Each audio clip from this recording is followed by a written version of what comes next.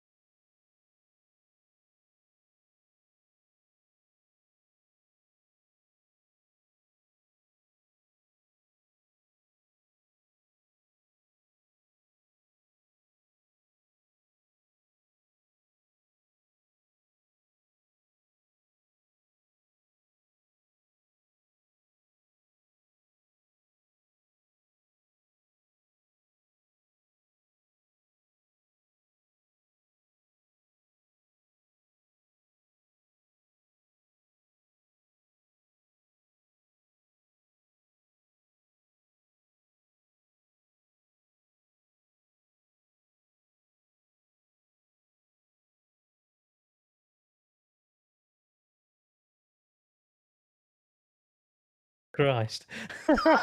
Hey, how about that? So how many minutes was that? About 3 minutes of muted. I think we're good now, are we, Dan? Dan's in the chat, audio, checking us out. Anyway, so to recap the last couple of minutes that we'd forgotten about. Jesus. That's because I set up the new buttons, mate. I literally, on Streamlabs, I deleted everything that I had from the Skid Saturday stuff from last year. And I've started again because we had issues with the audio, with the Discord audio. So doubling up, yeah. With it doubling, yeah. So hopefully, fingers crossed. Let me turn you boys up a touch as well, because I think I might have turned you down earlier. Alex, you're coming through a little quieter now, so I'll turn you up a wee bit. All right. Lukey's Gucci. Right, sweet. So, one of the things that I used to do, chatting just to the boys on Discord of an evening, was I'd start randomly going, "Oh, mate, look at this. This is an EJ9 on eBay, and it's going for X." And I'd be like, "Oh, there's an EG6 that's for sale as well, and it's going for Y." So, Price Watch, that's for the little banner up there. I actually made that because I pre-planned it. So that's one of the things I'm going to do. The other thing that Alex had a plan or an idea for was to have a little look and maybe highlight a couple of the smaller YouTube channels that are knocking about the internet. I say smaller, they're bigger than mine. And a couple of them exist. Well, these channel owners exist in the Discord group already. They joined this last week, so we can go into that as well. But as for much of a plan other than that, I haven't really got one, to be honest. Have a chit chat, innit? Just And in terms of like a smaller channel, I mean, like without going to like Adam LZ or Boosted Boys or Chris McFarland or the stuff that everybody knows and everybody watches. Yeah. Did you saying that actually? How often do you watch Adam LZ? Do you? Because Never. Right. Well, I'm a bit of a fanboy. I watch him quite regular. But today, something big happened. And big. Yeah, I've got a sound effect for that. I need to plumb it in. See, I needed more time. I've been busy this afternoon since I got home, so I haven't had a chance to fully flesh this shit out. But something, I don't know if I should go into too much detail on it in case people will watch it. But there was an exchange in conversation between Vaughn Gittin Jr. and Adam LZ, and it was proper like legit human stuff. It was heartwarming and it was just legit. I'll move on from that because it's boring unless you've fucking seen it. Unless I'm going to tell you the whole full story, which I'm probably not going to. I ain't seen it. It's a YouTube video though, so I'll click the link. go watch it, man, because what he says about Adam coming into drifting in Formula D, or FD, and all the fucking hate that he got because he already had a following before he came to drifting.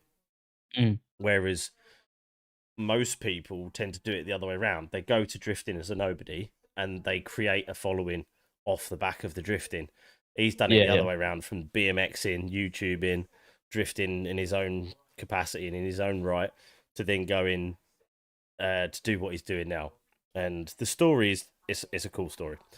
But yeah, so yeah, man, we're just gonna throw some ideas around, just to basically just have a fucking random chit chat about the old usual stuff. But price check this week on the price check. There was one Captain's price check. Captain's price check. There was one. I know a pretty specific car. Yeah. That is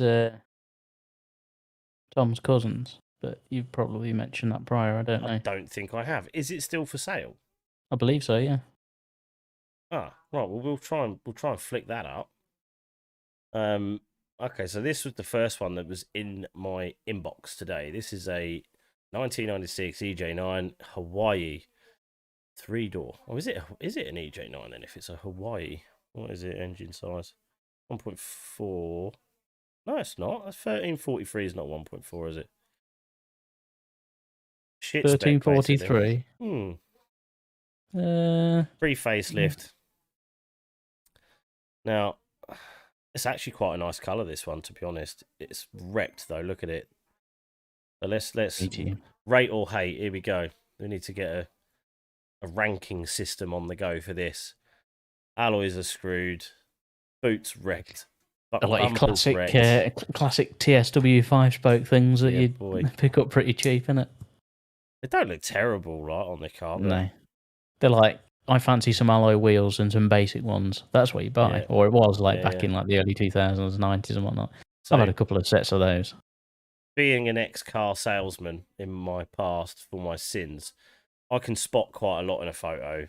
As then again, probably most people can nowadays because they're good at it.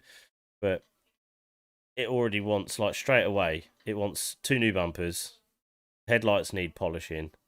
The wing needs sorting out. The bonnet actually looks pretty straight, apart from a little bit of a murky dent there. The quarter panel on this side looks hazy. The door looks like it's had paint. But the front bumper's fucked, already said that. It's either been washed and left wet, or it's got a damp issue inside the car because the windows fogging up. The boot lid is toast. The rear wiper's toast, but then again, that ain't going to stay there for 2 seconds. They'll rip that clean off. Bumper's Tell you what I can say about it, though. Go on. It's a nice colour. It is quite a nice colour, actually. I don't know what that colour would be classed as, but it's like a blue pearl. It's almost got a purple to it. Yeah. Yeah, 126,000 mile. It is a manual. Interior is a bit messy, but meh. But like knocking on the door of, it's in the upper end of the 1,000s. 1,800 quid. I'm not sure if that's a bit too much for that car, but as a base for a project, it depends on the person coming to buy a project, doesn't it, as to how deep they're going to go. Are they looking to just do a straight engine swap on a relatively tidy-ish car and just fucking send it? Yeah. Bear in mind, it looks like it's a garage as well. Yes, so there's a bit of not a private seller, so a good bit of profit in there. It says nothing about the car like at all. Traction control? I don't think so. Somehow. What else have you got on here? Anti-lock brakes. There is. It's your right foot. Part exchange welcome on that. Have you ever seen a more generic advert? Part exchange, yeah. Sure, I'll do a trade-in for my 2013 Nissan Note, shall I? Fucking hell. So that was that one. There was a few others. Let's see what's going on similar. Was it that one there? Barn Find Project. Don't you love these descriptions? Look, Barn Find Projects. So let's check this one out. Oh, this loading thing's pissing me off. Doesn't look very barn findy to me. No, not really. The wheels look a bit barn find. There's some OG wheels. Fuck, they look like they've been re-drilled to fit that car. Look at that. What's going on here? Oh. Yeah, you do get something like that. Why is it not? Oh, it's got some JavaScript stopping me from zooming in, bruh. Dang. Yeah, those. It's like a multi-fit, but I don't know what the two numbers would be because they end half close together there. Be 100 and 114 or 100 and 108. Well, they're normally clocked, aren't they? If they're gonna if they're a multi-fit, they'll clock the other set. All right, we've got some drift stitch on the bumper, mate. Bosh. Okay, so it's 3 shades of red. Rear bumper's screwed. The rear arches are on their way. Although the lower sills don't look too bad.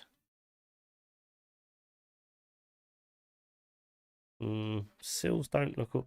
Mate, that looks dodgy as fuck, that wheel. Look, the holes are nearly overlapping, dude. Yeah. What's going on there? Oh, no. That's rotten. It's rotten, that bad.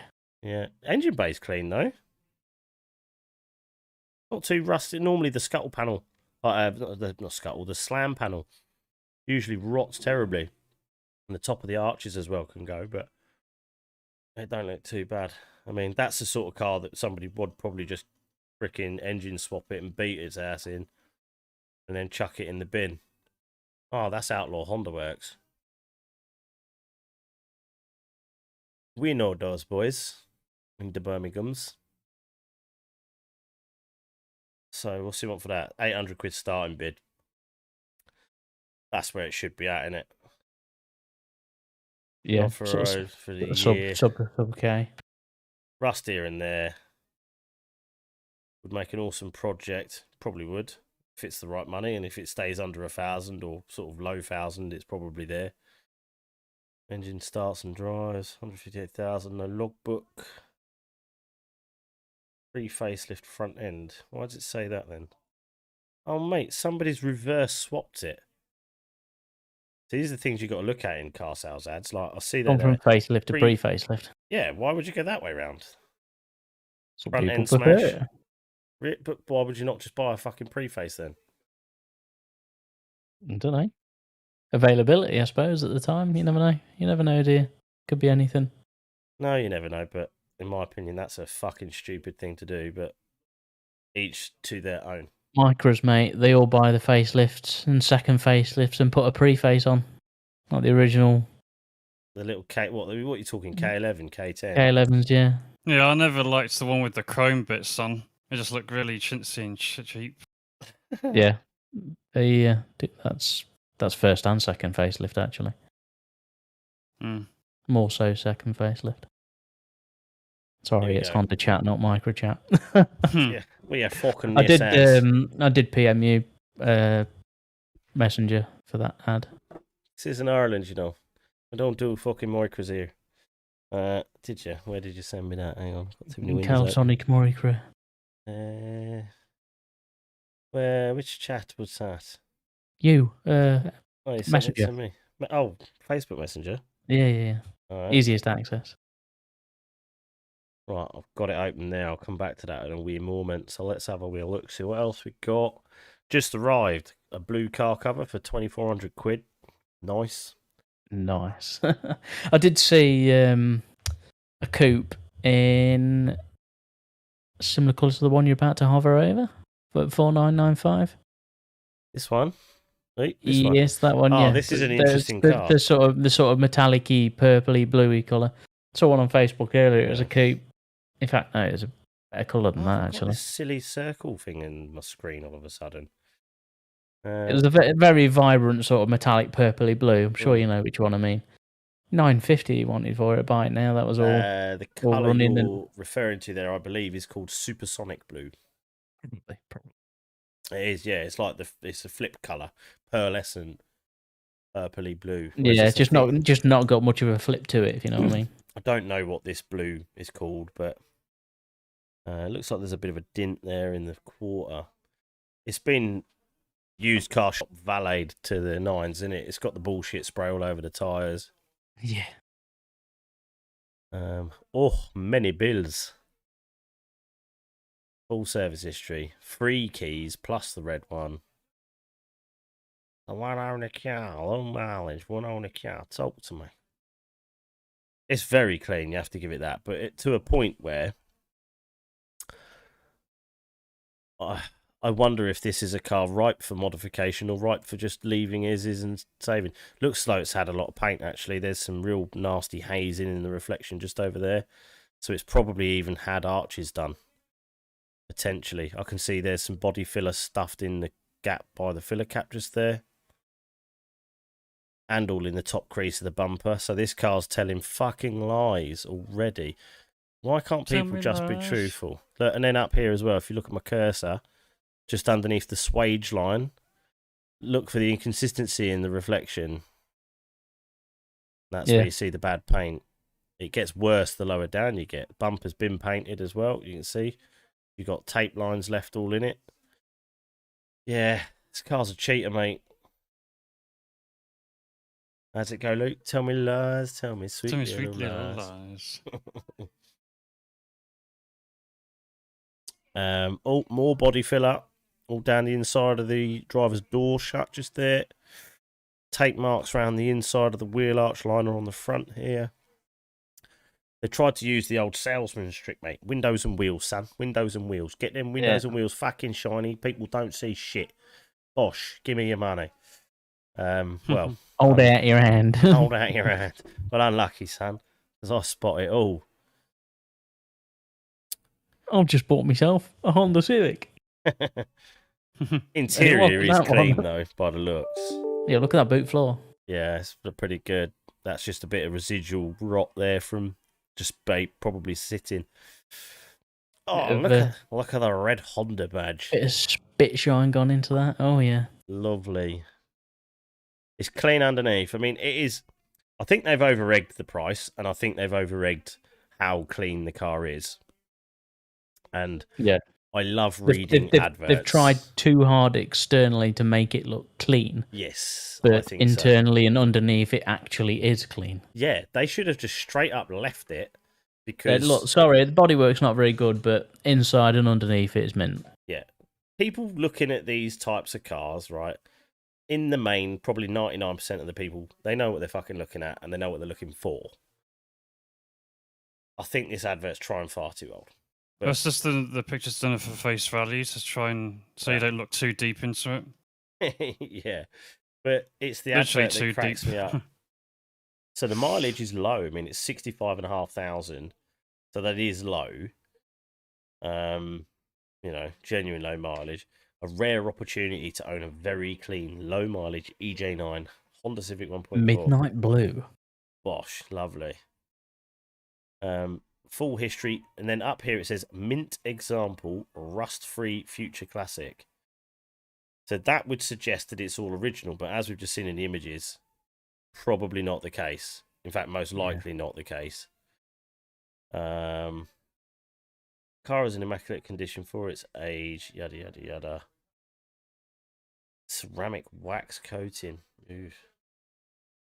I mean, he's done wash number 3 at the car wash. Mm-hmm. At the scratch and shine merchant. Option number 3, please.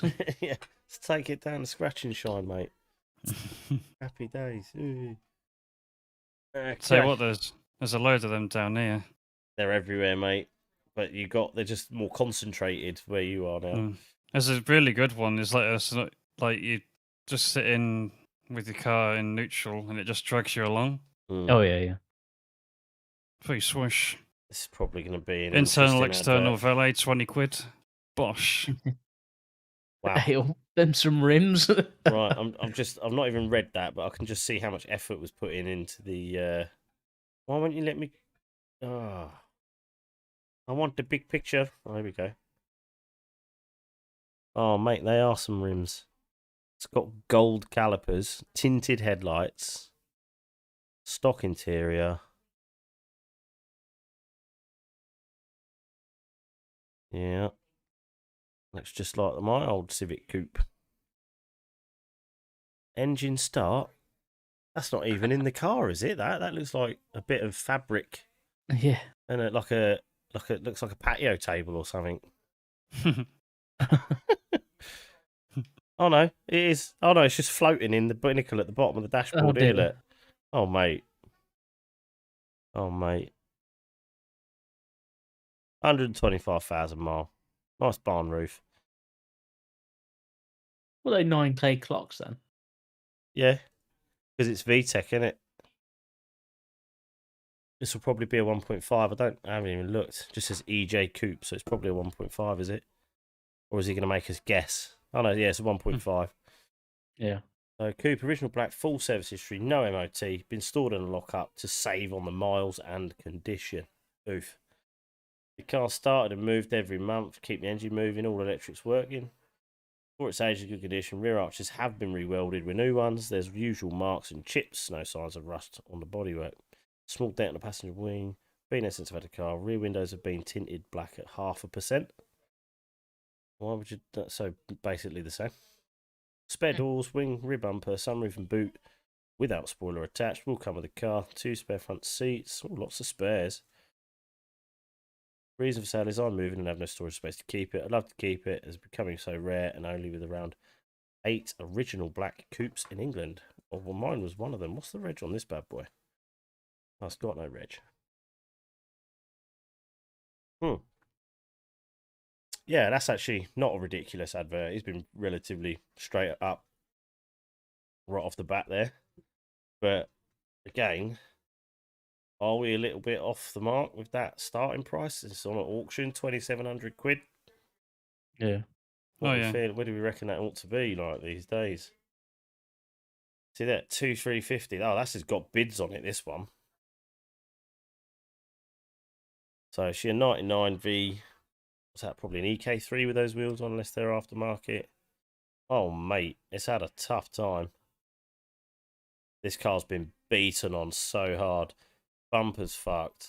Doors fucked. Rear quarter looks fucked. They're not fan blades, are they? Or Wheels are they? look fucked. They are fan blades, I think. Or I don't. I'm not an expert on the older wheels. Like they're probably accessories. Or this is a 1.6 VTEC, which came with the alloys. But look at the lacquer peel on the top of the door. Yeah. Big dent in the door. Right, so the near side of the car is a write-off. Bumpers are a write-off. Oh, look, it's a VTI, so it's an EK4. Mate, them arches are screwed, bro. That can't be an EK4. Look at that exhaust. I thought they had a tip. Oh, no, it's an EK4.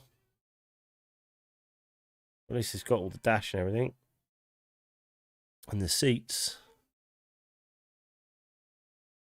So that's the same as that's what my clocks came out of. This era of car. Wow. B16A2. Fucking hell. And this has got bids on it. That car is that's ready for the bin. In the bin. In the bin. Like that wants $3,000 on bodywork, if not more. And it's got a sunroof. It's not. How are the sunroofs on those age cars?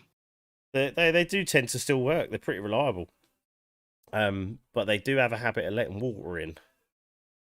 Oh. I mean, if not maintained and used regular, there can be a bit of an issue. But big issue.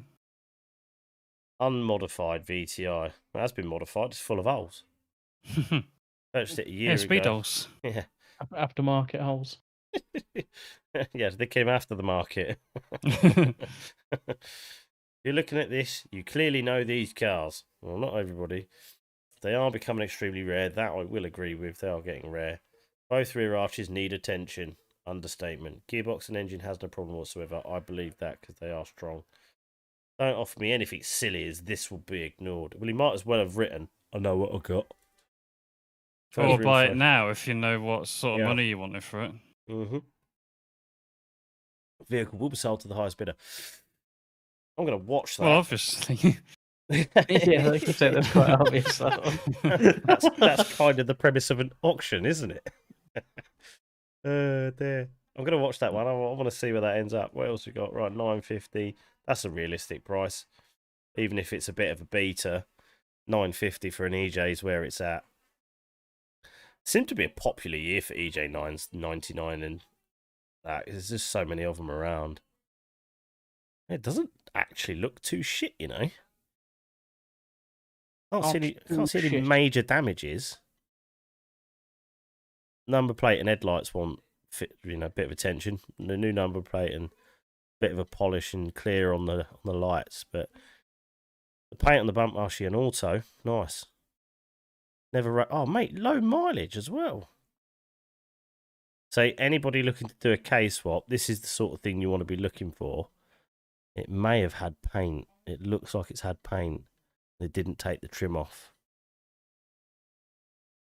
The heat protectant's peeling off the back window. That's a common thing. Not seen one without it.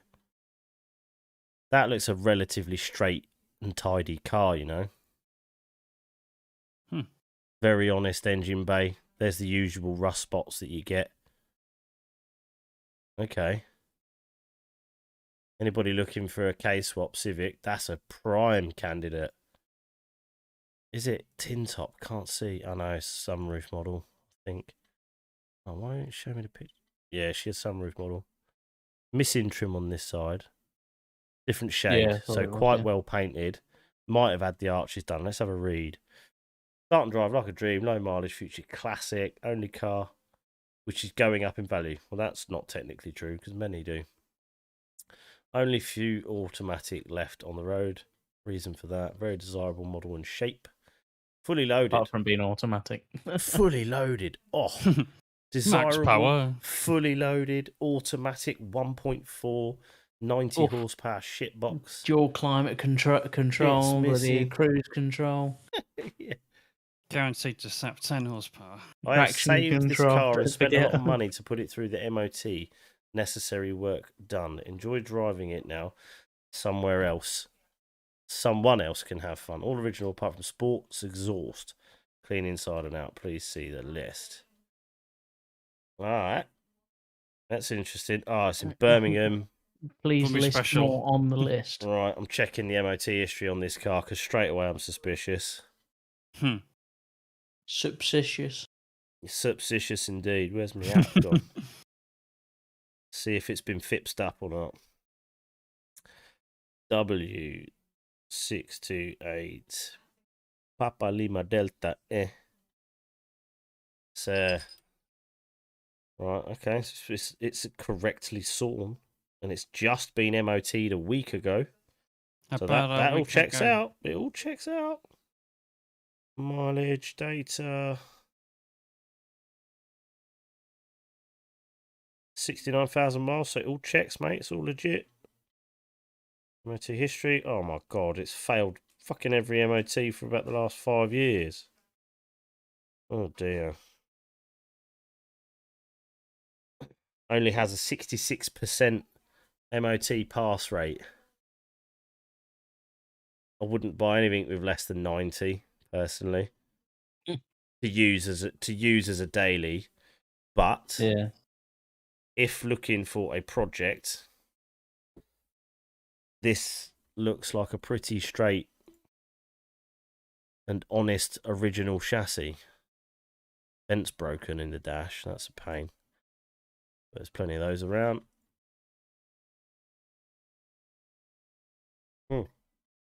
Interesting. Anything else we've got here? That's sold. D15 Turbo. These are starting to come out of the woodwork now. I've noticed the EGs, people that 5-6 years ago spotted the things were happening in the market, and they're like, "Oh, yoink, take that one." Oh, yoink! I'll take that Three one. shades of red. That one. They've just stuck them to the side out of the way somewhere, and they're slowly starting to come out of the old woodwork. You know what I mean? Slowly but surely. That's a little sunroof model. Is many shades of red, but it's being honest with itself. It's not trying to be something it isn't. Interior looks mint. Look at that. Them Honda seats, you see, Honda seats for whatever reason seem to last forever, apart from like Type R ones. EP, and FN, and yeah. But like your poverty spec, like CRV and EG and stuff like that, they just last forever. It's the material. Material and I think shape, you know. Yeah. Because they don't get beasted on getting in and out over the top of the bolsters and that. That makes a difference. But see, I don't think that's silly money for an EG that's dirt clean and like that and original. I mean, that's just gagging for a K20 swap, innit? But done properly, like taken to a level where it's not just looked like it's just been chopped to bits, had an engine that should never have been put in there, and then smashed to bits on a racetrack. That's what's something. that, Captain? You say red Honda Civic EG with the K swap? Yes, there's one in my other little thing which we're going to come to now. Bosh. See, there you go. Let me get this full fecking screen. I'm surprised this is still for sale, in honesty. Yeah. Because I don't think that's a silly number. All right. Milano Red, 126,000 on the shell, 63,000 on. So that's a low mileage engine. It's not a lot of. Is it still on eBay? Because I'm sure there's more. I don't know if it is. Let's have a look because I'm sure there's more information on it. Oh, there we go. It's still there. There we go. See, the Facebook ad gives you fuck all information, really. So when you... He wants to be linking to that eBay, really, doesn't he? Yeah. Yeah, definitely. Because you get better pictures on Facebook in terms of size and all that, but they never seem to get the space for all the commentary that's required to sell a car of this caliber or this type. Do you know the one thing that did surprise me with this car, though, Alex? It's still on 195 tyres. Yeah. That really did surprise me. So dash Dodger bolted. That's a 6-point bolted, though, isn't it? Yeah, 6-point Willans harnesses. I know the guy who makes those. Mr. Willans. Simon owns the company.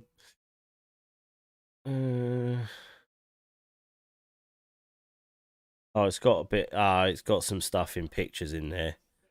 But I prefer to read it on eBay. Right, so it's an EG6. So that would have EG6. Would that been a VTI, or is that the 1.6 single cam VTEC? I can't remember.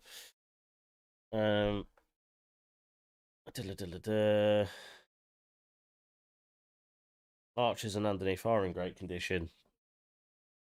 Serviced after MOT all fluids. So it's a K20A2 from a facelift EP. Cold air intake.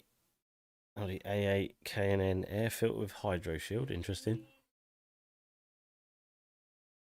See, expensive stuff. Engine, throttle body, FD2 throttle body, RRC intake manifold, K-tuned exhaust, solid fabs 3-inch system, Passport billet mounts, hybrid racing, K-tuned fuel line system, AM fuel reg, Ballbro pump, clockwise motion sump, K-tuned rad, hoses, engine management. Oh, he's on an FN2 ECU with ECU tech. That's interesting. Maps at TDI North at 249, 175.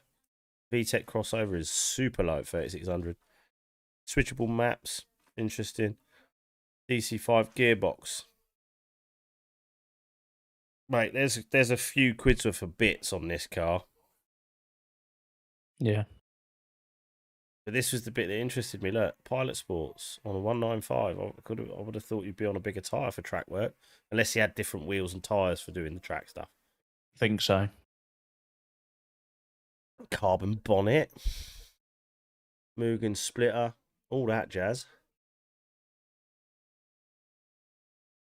Original VTI spoiler, yellow speed coilovers.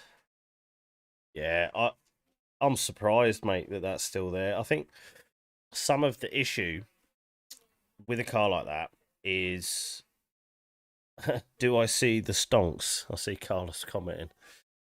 The issue with that is people like to build their own, as I did. Like, as a boy growing up, I always wanted to build my own car. So I was always looking for a chassis that was cheap, that I could just buy a bit here, buy a bit there, buy a bit here, buy a bit there, because I didn't have $9,000 in the bank just sitting there, burning a hole for me to go and buy a car that somebody had already done. But I think as time goes on, we will start to see a shift. There's more and more cheaper options for getting into a project vanish. I think another sort of caliber of person is going to be coming along that will just be like, you know what, I ain't got time to build a car, but this one looks well done. I'm going to probably just buy that. Yeah. At least I hope so, because if and when I'm done with mine, I'd really hope that I didn't have to break it to try and make any money back. I'd much rather sell it as it is and be done with it and let someone else have their fun with it after me. But there we go. So there are some nuts things going on. There's another case swap there. Supersonic Blue EG. Well, that's random. Okay. Yeah, that's the colour. Yeah, that was my first EJ9 was Supersonic Blue. This is very nice in the sun. Oh man, this guy's got a bit of a penchant for JDM cars. Look. Celica, S15, Supra, Christ. EG Civic. Prius. This man's got a problem.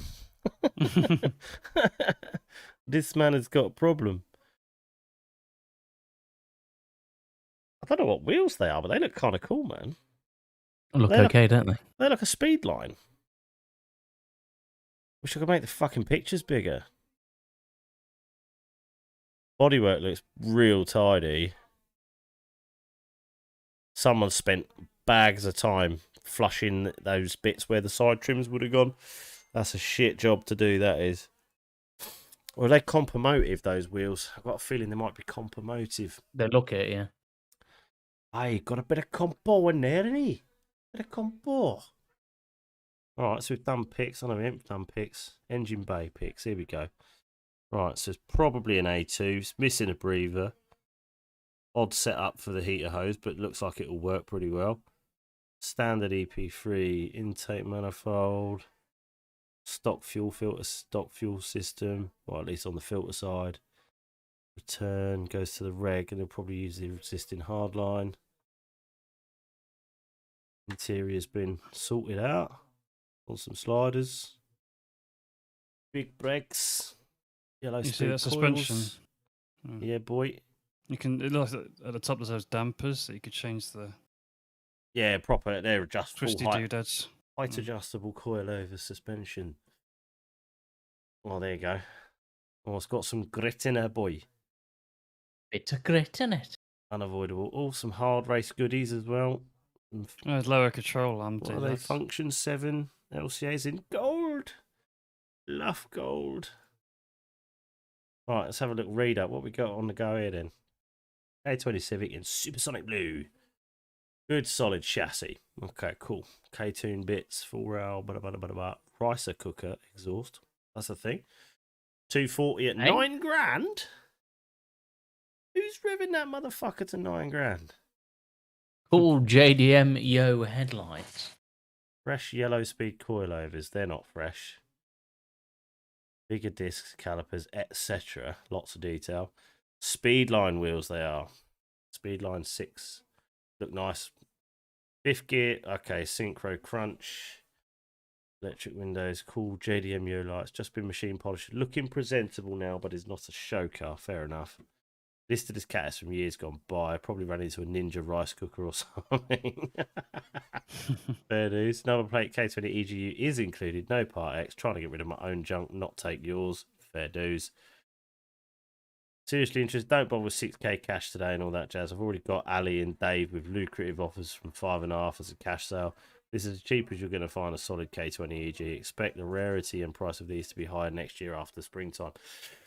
Well, I think he's got a point.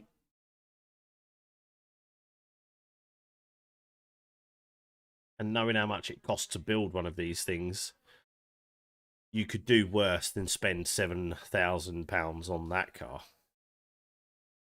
Most definitely do worse. It's only on a K100. This concerns me though. 9,000 RPM rev limit. There's nothing in here that suggests that that engine is been built to comfortably handle that amount of RPM, and it's probably been smashed off the limiter so hard at 9,000 that It you probably just says it bounced off there, and that's it. fucking, you're just begging for shit to break. Like, Mm. so you could literally buy that car, 7.5 grand. Second day in, bosh, broken. Mm. Diogo Alves, oi! Is that an aggressive oi, or is that an oi as in oi oi? MPGs, wrong button. I could do with a sound every time there's a comment. I don't get any sounds. Why do I not get any sounds? Anyway. It does it anyway. What we've got else? We've got a K24, 6.5 grand. How's it a K24 rolling project? Okay, standard. Pictures first. See what we can see. Nice colour. I had one that colour. Tahitian green. Mine was that colour. EG. 9,000 will broken easily. Yes, 100%. Chap in the comments is already agreeing with us about the 9,000 rev limit on that other one. G2 SKR. I do like those colour EGs. It's just Oh, spot what's You had one that colour as well, didn't you? What's missing? Yeah, Luke had one that colour as well. EG3, I think it was. Beautiful. Yeah, same as what mine was. Little 13DX. Civic DX. Missing a wing mirror, dude. A nice bit of paint transfer there on the old front door. They look like buddy clubs, but they're not. I don't know what. Oh. Yeah, that's gone. It's a classic spot. Yeah. Oh. I was definitely crashed it. Yeah, it's flat there above the. Yeah, the rim. wing's boot. Right, so it's crashed. It's rotting. It's not horrendous underneath there, but the thing is with this stuff is once you cut away into them arches, it could be completely minced underneath. Mm. What are you saying, considering there's no pictures of the engine bay? You have K24S. Still a beautiful, exquisite, amazing little green machine. Wow, that's an opening line. Blue, but yeah, sure. Take your car game to the next level with this soon-to-be classic, a true homage to the JDM car scene. Prices of these gems are only going up. Oof. Mate, I want this guy to write my for sale ad when it comes. Car is a rolling project and will need transporting unless local to London. All you need is a compatible ECU and a map sensor, and you're ready to smoke all your pals down the dual carriageways. 1.5 LSI Shell, 43 on the clock. Family owned by a couple, passed down, then sold on to me. Previously, 17 services carried out Honda main dealer. The car is thought to have been garage kept dry stored. That's a lie. Judging by the condition of the shell, that's also a lie. Shell is genuine. It's not a fake Honda shell. And hasn't had any repairs. No, we can see that. Common corrosion points. What the fuck is this bullshit? Common corrosion points are rust-free and can be photographed on request. Right, let me just go back to this image. Every rust photo that we just seen. And where was the other one? This image. So the common corrosion areas are rust-free.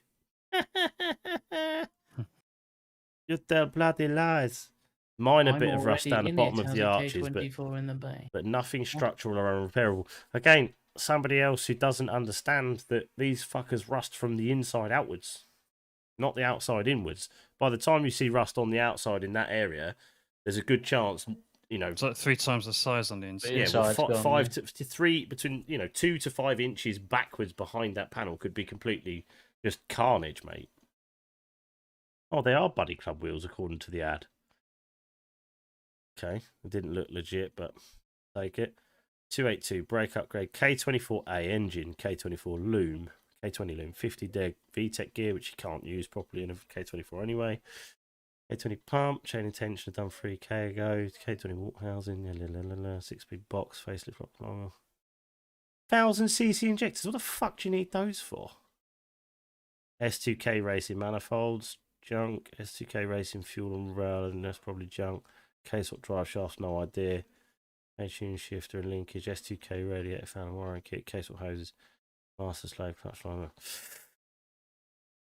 Piston will become rocket. Boshed all these things in, so it just needs mapping to make it. So, $6,500 for an old rusty Honda with a £900 engine in it. Mm. It doesn't run, doesn't drive. It won't have an MOT. It's rotting. Yes, it's a low mileage shell, but let's be honest, what the fuck does that matter if you're going to do a restoration on it? Or you're going to bring it back to a, nice, clean, I'll give you $2,000, mate. modern state. Well, I ain't going no further. It'd be new bear. Oh, hello, we've got some chat going on here. What's occurring here? Oh, yeah. Carlos, I forgot about your JDM downshifts on my block from way back in the day. It's not broken. Definitely not broken. But see, it'll handle going to 9 or just a little bit over 9 a few times here and there, but not being smashed off the limiter every gear change like you guarantee it would have done. Yeah, so there's not a lot in the way of parts on that car. There's not a lot of money in parts, really, either. I mean, you're probably talking. And with those previous owners, why would they have those bits? Well, they wouldn't. Current owner, I would say, current owner has done all of these other modifications. It was probably just a bog standard little 1.5 runabout until then. But which tells me probably. I mean, he's probably got 5 in it. He's probably got 5 in it with the bits he's bought, maybe less. But interesting to see what that's worth. $6,500. Oof. Not many things in the way of K-swaps knocking around, is there? I should get somebody on to come and value my car. Be interesting. I'd like to know what it's worth. I know what I think it might be worth, but who knows? So there we go. I think we've done that to death. I normally spend a lot longer looking, to be honest, but I think people will get bored. Oh, what's this here? Is this one we looked at earlier? Oh yeah. Just checking I hadn't missed one. But they are getting rare because, like, look, there's one page. I've got 95 to 2000 in my filter because this is my filter from when I was looking to buy one. Yeah. So I was only looking for EJ EK chassis shape, 6th gen. So those are the years I'm looking at. And there is only 16 results on eBay currently. Not many, is it?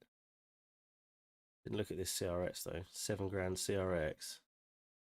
I saw a Del Sol on that last car you was looking at the bottom. Yes, what is on there? That's what I'm doing now, cool. yeah. Oh. That's some reflection on the bonnet and wings. And door. It's had some money on a detail. Oh, look at that. They haven't gone mad with the bullshit spray on the tyres, but they did wheel it in wet. Always bugs me. The bullshit spray. Yeah, Yeah. Captain's vlog. Is it possible to find any car without rust in England? Short answer, No. You get it. Long answer. Sometimes. Old Honda, no, unless it's been treated or looked after If or it's been repaired, owned etc. by a granddad and it's like a little auto, it went to the supermarket twice a week for 25 years and has always been left in the garage out of the weather, didn't get driven in winter. There are a few unicorn cars knocking about. The chap who was on with us a couple of weeks ago, Kiret Singh from up north, he actually found one of those unicorn cars with just 13,000 miles on the clock, and the paint's faded, the lacquer's starting to go on the outside, but the chassis and everything, all the important stuff is pucker, like really, really nice. So they do exist, but they cost money. Like I think it was in excess of 3,000 for that one.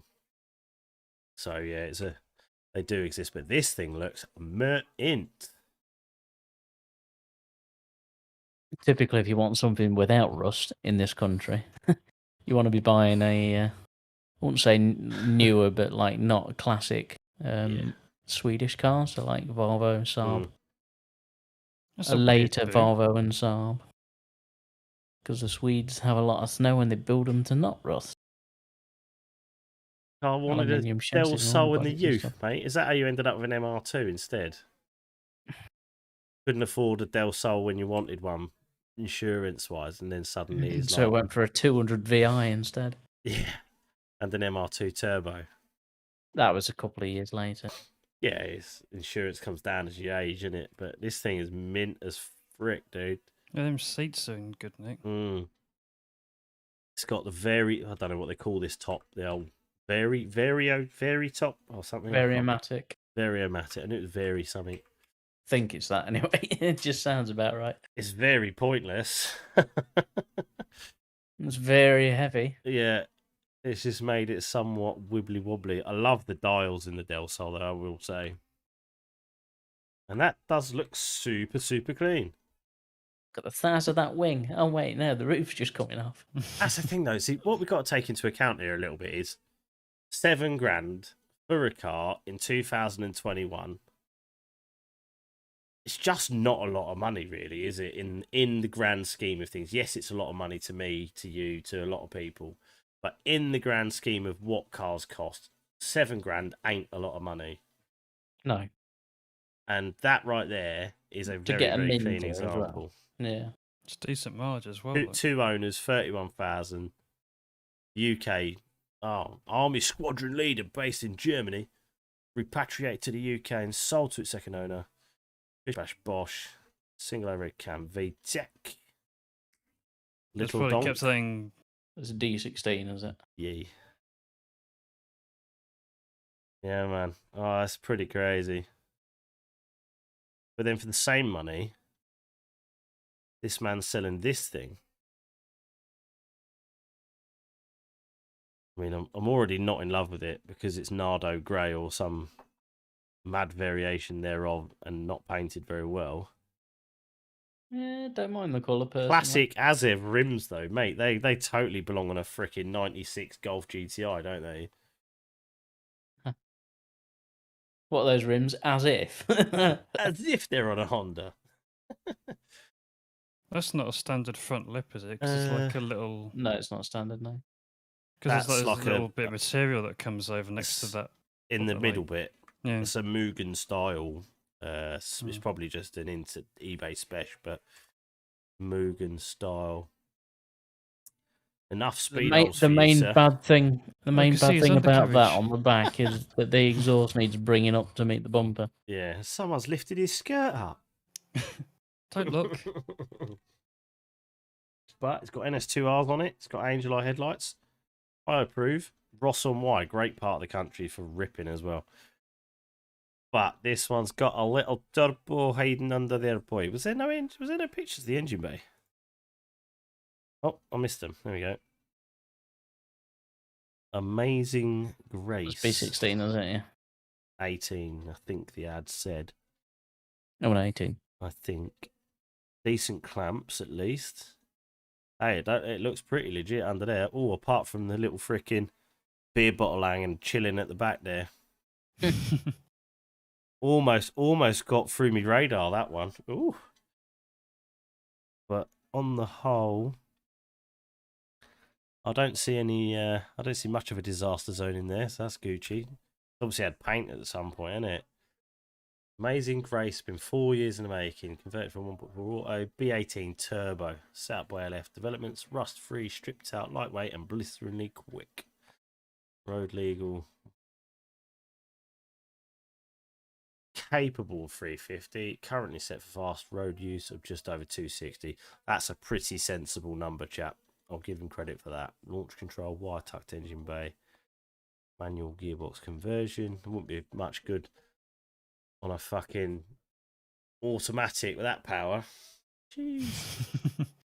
HSD coilovers, hard race camber arms, ASEV A, NS2Rs, Brembo, VTI disc conversion. RAF Dark Sea Grey. I apologise for the Nardo Grey comment. I'll take it Battleship back. Grey, basically. I'll take it back. It's RAF Dark Sea Grey. Custom projector headlights. I've actually seen them custom ones done before. Mugen. That's almost exactly how my brother describes like the Nardo Grey, because he's looking at like these newer cars, and you get him in the greys, and he says Battleship Grey. Is like, yeah, that's the one. He's asked the boys down the in the hangars to quickly paint up. Yeah. Well, he got his Tornado Grey. After you've done that whole, mate, can you do my car, please? in your lunch break, just quickly bosh the brushes out. EB Bud, petrol prices these days. Oh, Christ, don't Terrible. start. Yeah, don't get me started on that shit. Now, did you know? He's opened up the can of worms now. You fucking asked for it. In 2009, the price of a barrel of oil exceeded $100. Yet the price of petrol didn't exceed $130. Now, I think it's like $85 a barrel. But it's £1.50 everywhere.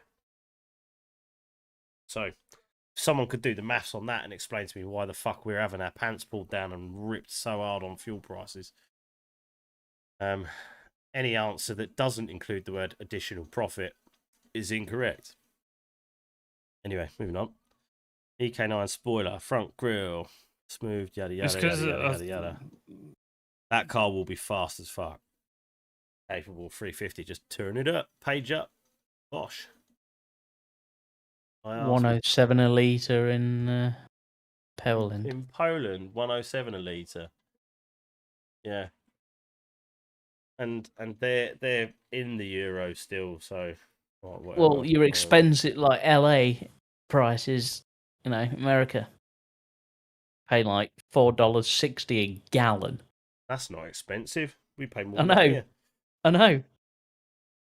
But I guess the issue for the Americans is everybody drives a fucking 8-litre V8. Yeah.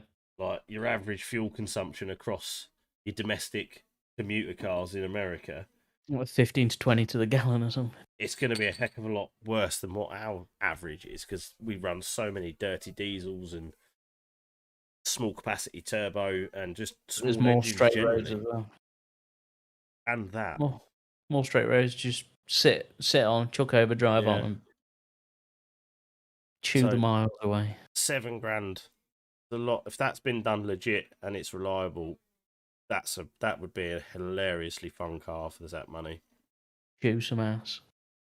Yeah. Right, so we've got a few people in the comments. Any other suggestions for cars we could look at? Let's have a look at, say, $5,000. I know what we could look at. $5,000 or less. What would you buy? What's going to be fast and fun and not going to? I think we should have a rust in your hand. I think we should have a deep dive on the captain's car history via picture form. Did we not do this a few weeks ago? I don't believe so. Not on here, we didn't. Oh, I've got a feeling we did. Did we? We may have talked about it way back. I can't remember if. But I don't know if it might have been on a Skid Saturday, but not. It might have been.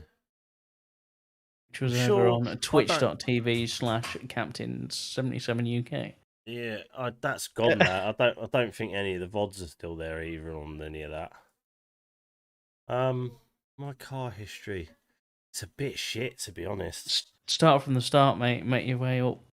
Well, start with that. What you learning? Start with that. Oh, nice. Oh, that was recent. That was March last year. That was our FK3 Civic that I bought for 800 quid. That was a bargain. 2.2 diesel. Just had a brand new clutch put in it. And it was mint, mate. Honestly, big mileage. It was 180,000 mile, but the bodywork was mint, and engine was sweet. And yeah, it got fucking burnt by some little drug dealer gang bullshit. So I passed my test in. I have to find a picture of it. Oh, hang on. Drum roll, please. Oh,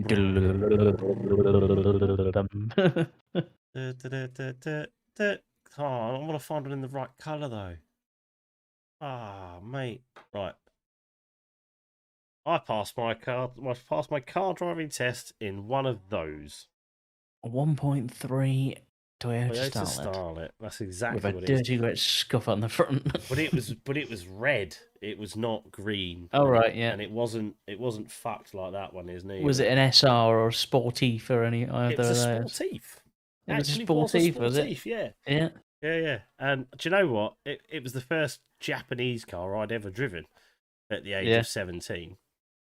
And I remember how taut and together and fresh this little car felt. Bear in mind, this car was only a year old. No, hang on. Would have been 2 or 3 year old. I think either the SR or the Sportif. T's 99, isn't it? T's 99, yeah. 99. So it was a 99. I passed my driving test in July 2000. So yeah, it was only a year and a bit old. But mate, it just felt great. Like the gear stick was just like super direct and everything like that. The clutch felt great. Brakes felt good. It was on skinny little tires or whatever. My driving instructor was a legend as well. But I learned to drive a long time before that, up in the woods, talking about things you do. So that's where I started off. My very first car was a bit rubbish, to be honest. I think the either the Sportif or the SR come with some very nice alloys stock. See if we can get any images of my very first car.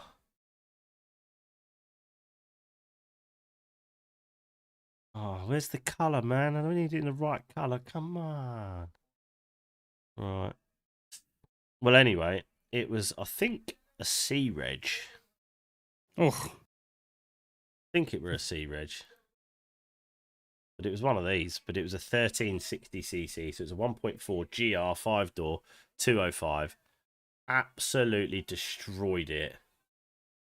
I remember hitting speed bumps down Wadden Way in Milton Keynes at 90.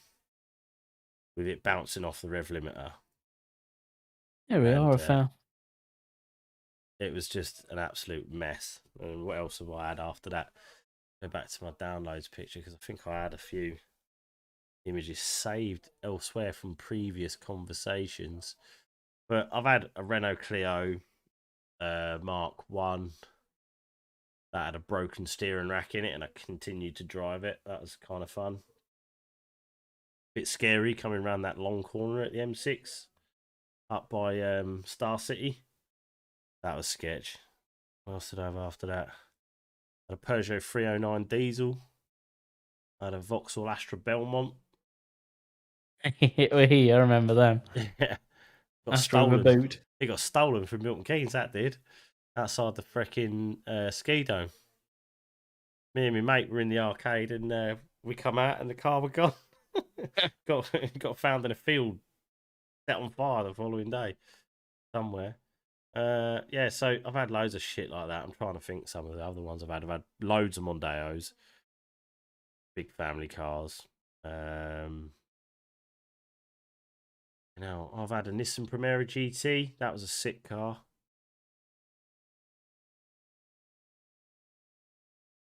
What else have I had? I've had a Unos Roadster. That was a sick car. I've got pictures of that right here, actually. That was already looking at that because it's in my folder.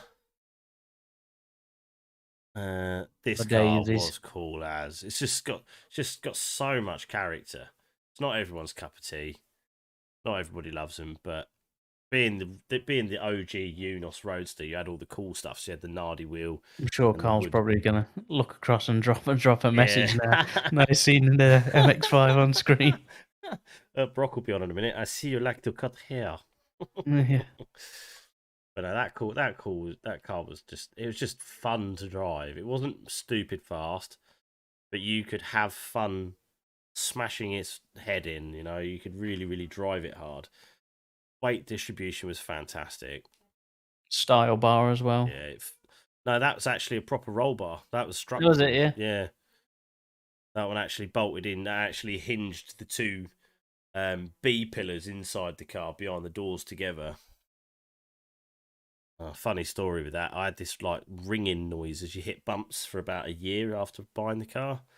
It took me that long to find out what the issue was, and there's a spacer underneath the driver's side of that roll bar that hadn't been installed properly, so it shifted, and the bolts weren't clamping it down inside, weren't sandwiching the alloy block between the body and the roll bar, so it was just fucking rattling its tits off everywhere. So I had to sort that out, made a bit of a spacer and such, and it was right after that. Mine had the low level brace that goes where that roll bar would mount, so it's just like a rear brace behind the headrest, across behind the seats. Yeah. Solid metal brace with like a rubber paddy sort of outer texture to it. Unos? Same. It wasn't a Unos, it was an MX-5 though. It blicked. Mine was black, yeah. Mine was a 1.8 IS on a P plate, so a 97, 98. Yeah. Oh man, very cool. So IS, so it was Torsen diff and whatnot. My Primera GT was cool. I loved that. SR20 DE, I think it was SR20 DE. Oh, envelop the ban. Envelop the ban. That's your wife's car. Actually, no. Kids loved it. They used to just come and press the fucking. I'm gonna get another picture on it now just to annoy Brock. There you go. Zoom in. Look at that beauty. Bosh. Yeah. No, that was. I enjoyed it. I thought that was a fucking wicked little car, to be honest. Like I say, not everyone's cup of tea, but it certainly give you a feeling when you drive it. Not had much exciting stuff. Yeah, really. you won't drive it like it really. That is different and quite a rare car. I'll leave that one on screen. Here we go. You cut the hair. You want to be silky smooth?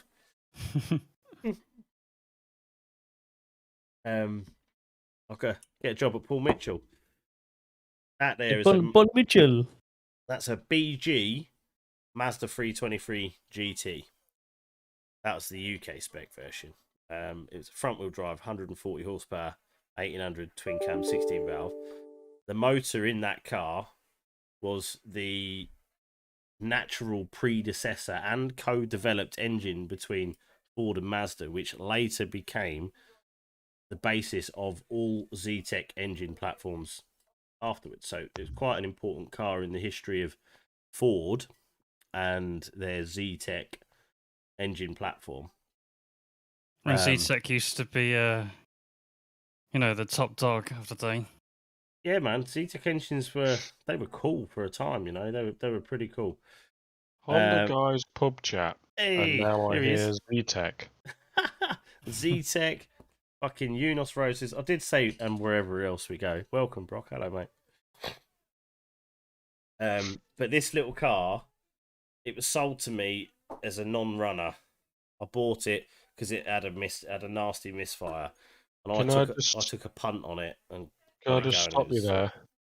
Can we move the little red cursor off the door? Oh, why? You want to see the big dent in the door? It's just there. Oh, is it covering a dent? No. That was actually completely accidental, but there just happens to be a big dent in the door there. But there you go, it's moved now. But that thing would beat Impreza turbos point to point through Milton Keynes, hands down, no issues. It was insanely quick for what it was, that car. I'd stripped it all out and stuff, and the wheels were fairly light. But it was basically stock. All it had was a K&N air filter. And I don't know if the previous owner had fiddled with it or whether it had had anything done to it, try and get some extra performance from it before they made it not run. But literally, I replaced the plugs and the wires, and she ran. And the MAF sensor was a bit iffy, so we sorted that. But that thing was fucking rapid. And then, what did I get? That's when I got my EJ9, my first EJ9, which I need to find a picture of. But in between EJ9, is this the era of sex spec? Yeah, this one is sex spec wheels. 17-inch wheels, mate. This is 2004, 2005. This was when car tax actually went on the roads, wasn't it? Yeah, sort of. Yeah. But 17s on that rig, same car, same model, but that was the facelift version, and this one had apparently been tuned to 200 plus horsepower, but it was a sack of shit in comparison on the road to the white one, which was apparently stock. I don't believe everything you hear. Maybe the white one was 250 horsepower. No, it definitely wasn't. But I mean, it was fast, but it definitely wasn't fucking more than any. It was probably barely making stock power. It was just 140, 150, I guess. If they were 140 stock from the factory stock, and it had an exhaust and an air filter. Nobody else really knows what else it had, whether it had any sort of attempt at tuning on it, because I don't even know what tuning was like in 2005. I don't know if it was a bit of a thing, but the general public were very unaware of it. Yeah, I imagine they were. It was like, mate, has it been chipped? That was all people used to say. Has it been chipped? Yeah. Well, gone to Excel and do the. Got a doner kebab, but no. I'm sure I'll have to go to a different page, but might have. Back when you literally rip open an ECU, pull a chip out, put one in. Literally a chip. Yep. And right, I think I've got a folder on my Facebook somewhere. Most of the chips, all they did was just allow you to decat stuff and basically make them run lean. Yeah, lean is mean, buddy. Case or PJ9, no, everyone's seen that to death. Oh, I feel extremely ill. It's been getting worse every single day. It's still not good? No. Oh, Brock, I have a whole folder on my Facebook of pictures of that MX-5. Oh. A whole folder. Just put that straight in the recycle bin. Look at this. Look at it. Oh, it's gone. Look at the seats, bro. Got speakers in the headrest. Mine didn't have the speakers in the headrest, but mine were tan as well. Don't get that in a freaking Honda. But anyways. So you can hear the music. I can't remember if I had tan carpet or not. Did I have tan carpet, Luke? No. I don't think it. No, I don't think it was. So you just messaged me, Alex, a minute ago. Not a minute ago, no. Not a while ago. Hang on, I've only got you at 94. I'll drop you to 84. Where do I post stuff? Text, general chit chat. Wherever you want, mate.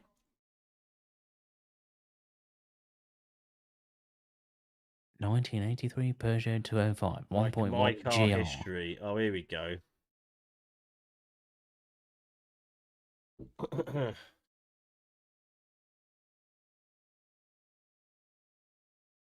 Oh, Bosch, mate. We got some good shit going on here. Oh, mate, is that a GR Peugeot? GR Peugeot. I was behind the GR. Gazoo Racing 1.1 from 1983. Yeah. Right, I was behind a GR Yaris earlier, but he didn't want any smoke, did he? Here we go then, boys. This is OG. Now, this is a compiled Primera album from there. way back. Yeah, that's the Primera. Absolute ripper of a machine that was. Completely Brother standard. MSU. I like them. They're all right. It was completely standard, but They on were- a B they were- road, it was a savage. They were less than 1,300 kilos. They were. I don't even think it made fucking 1,200. Yeah, I think they were just a touch over 12. Yeah, it didn't feel like a big heavy barge to drive, honestly. What did I write back in 2011? Ah, Nissan Primera GT. What a car! Most fun big car I've probably ever driven. Poised, powerful, yet nice on the motorway and decent on the juice. Best uses, early morning B road thrash. I'd still agree with that statement today, 20 or 10 years later. Apart from the fact it's not big, is it? Anymore. Not by It's- modern standards, no. It's very little. It's actually smaller and lighter than a Yeah. small hatchback. Had a vacuum leak. The idle used to hunt like shit. I never did find it, but it didn't affect the performance of the thing. It was just a cool, fun car. But there's my skateboard roller skate Civic that I used to own. Yeah, boy. That's when they were all clean and tidy. This one still was a little bit scabby in spots. It wasn't great. I mean, I swapped the Primera for that. Or did I swap that for the Primera? I can't remember which round it was. I think I may Did it have have a actually B swapped. series in it? Oh no, Shit, was that? Is that fucking Gravedigger? I swapped the Civic for the Primera on a forum when forum swaps were a thing. Because this although the picture says 2011, this is probably 2005-6. This is when I met Claire. So them specs wheels got you your wife. No. I already did the business on that on holiday. But there you go. That was my. So this is why I was here in the first place. That was my first DJ9. That's what kicked off my obsession with the 6th gen Civic, because obviously I had the 5th gen coupe before, and then had this. That car was only 4 years old when I bought it, and I wrote it off. So that was. I was about to go into that after you What was that like? go through your Like history. Like, what £5 got you into Civics / the whole Japanese car scene? Well, I'd rather always than been into the anything JDM else? cars. Yeah, that's a good question though, Luke, because like the Mazdas all came before this, and this was my second Civic, and this was the one that really sealed the deal for me in terms of the shape. I think I've got some more pictures somewhere.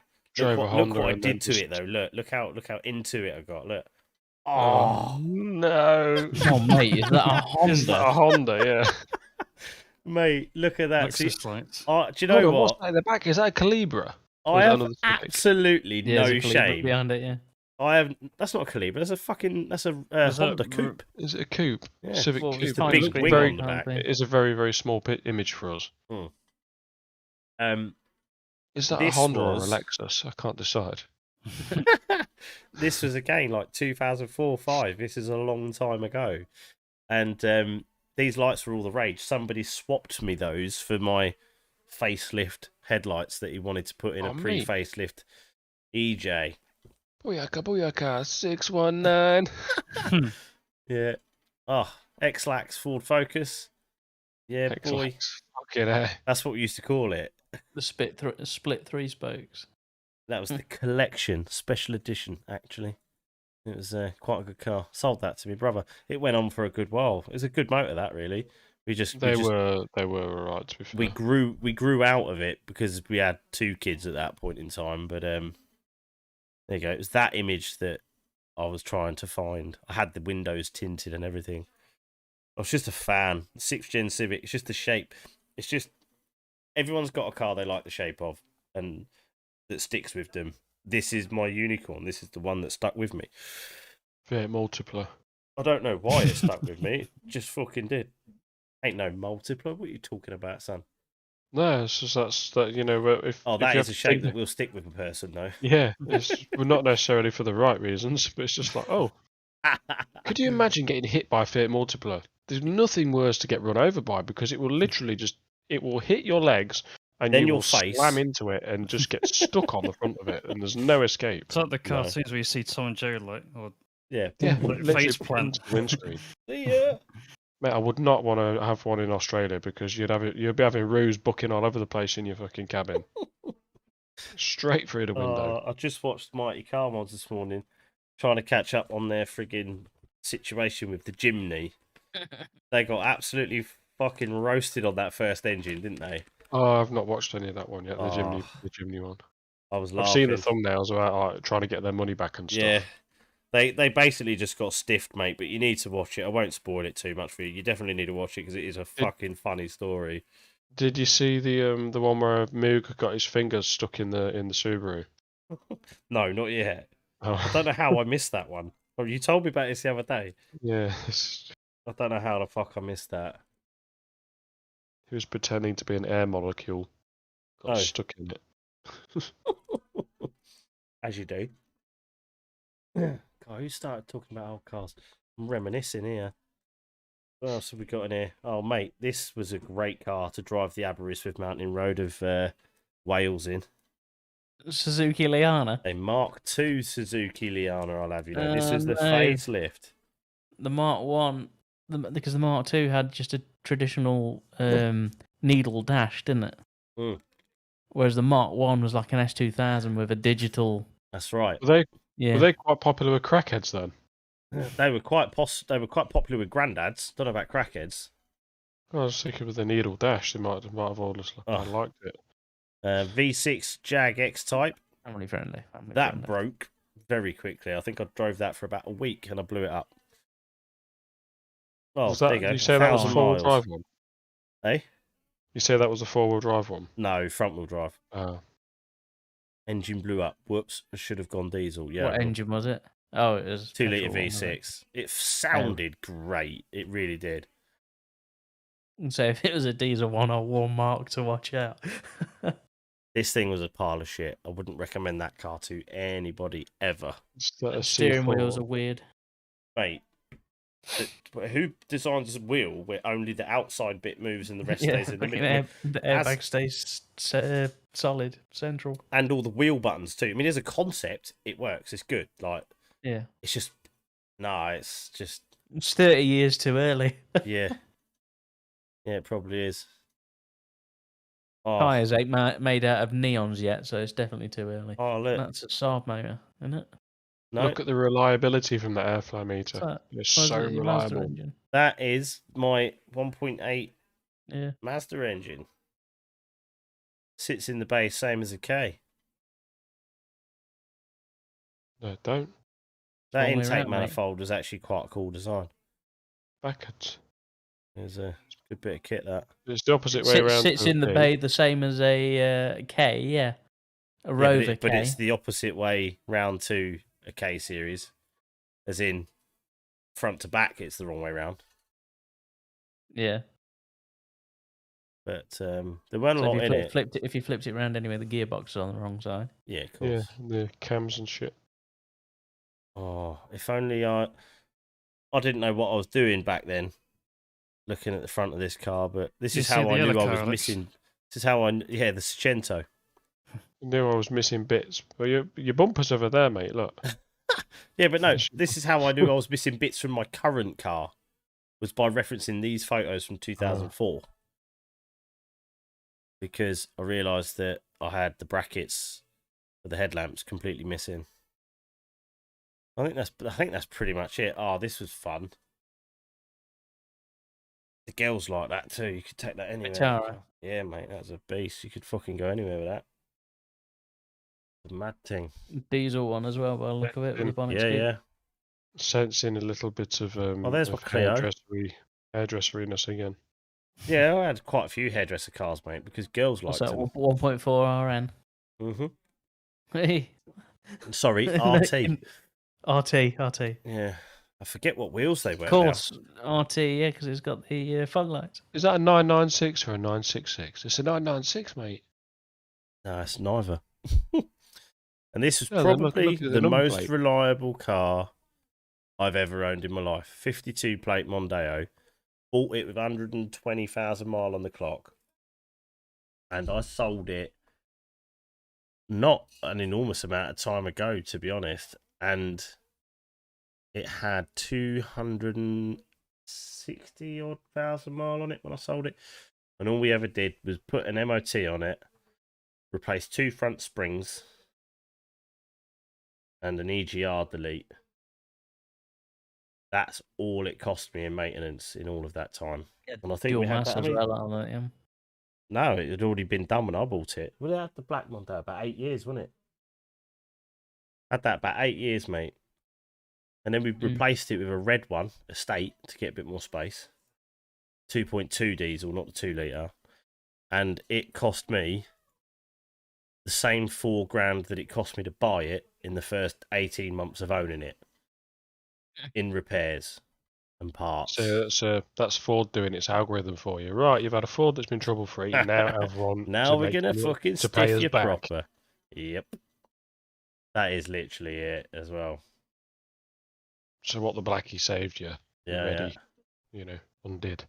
Oh, we've had a new joiner on the old Discord. Welcome to Hayabusa 80PT. Get involved. Is he a nutcase? He must We don't know yet. What you got to do is look at his username. It'll tell you it's a little bit weird. Hayabusa 80PT. Or Hayabusa, not Hayabusa, it's Hayabusa. Hey, Hey, y'all.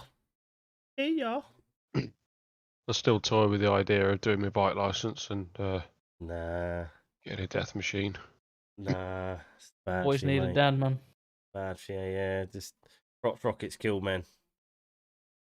XR2 Fiesta, completely forgot about these. I don't know how I forgot about these. At one point, I owned 2 of them. Because you can't see it. Well, that's because that is a photograph Of a photograph. Actually, I think I may even still have. It looks They like a look Lego car. TSWs on that. But yeah, Venoms. Thought they were. So Tacky nice. shitty wheels. I've got a funny feeling that the photograph.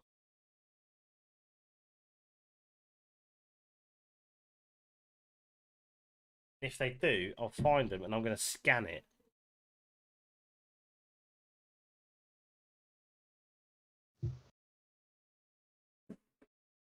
Fair, now's not the time to be looking, is it? Nope. They What's exist. that with the red front bumper? Is that? I crashed it. Yeah, what is it? That was a replacement. It's the same. It's just the wrong colour. It's just not broken. No, car. There we go. It's the Mazda, right? That's the same Mazda GT that I had before. Yeah. So rare. You try and find. I haven't seen. Thumbnail. I've not seen one of these come up for sale for 10 years. Probably it's been. Last time I saw one, it was rallying. There's a 4x4 one. Yeah, the GTX. The inside of that reminds me of my Subaru Justy. It's just so Japanese, isn't it? It's just such a generic. Well, Subaru Justy was awesome. What a tough, robust little thing that was. It would not die. Yeah, that thing literally did 30,000 miles purely off-road. This my brother used to call this car the Murphmobile. Remember from Wayne's World? Yeah. Because of the light, of the light reflector across the back, you used to call it the fucking Murphmobile. That's pretty funny. But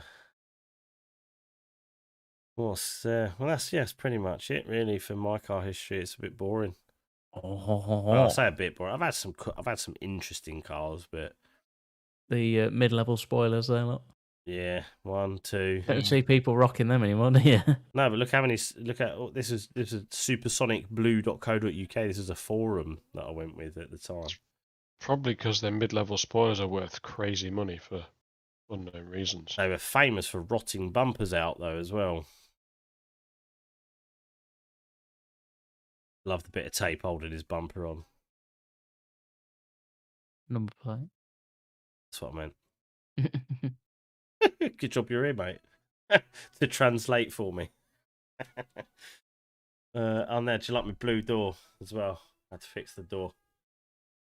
I had plans to do bits with this car. I was going to make it nice and tidy it up, but I just didn't get Are they RPF ones? No, they're OZ they're very similar wheel, but they're actually OZ. I can't remember. I think are they called OZF ones? That's not going to give me what I'm thinking of, is it? Might be a Super Turismo or something. Formula One wheel. No, it's Super Turismo. That might be the multi-spoke, actually, the Super Turismo. I forget what they're called, but they were definitely OZ. They were definitely 90s Oz wheels, and see what comes up.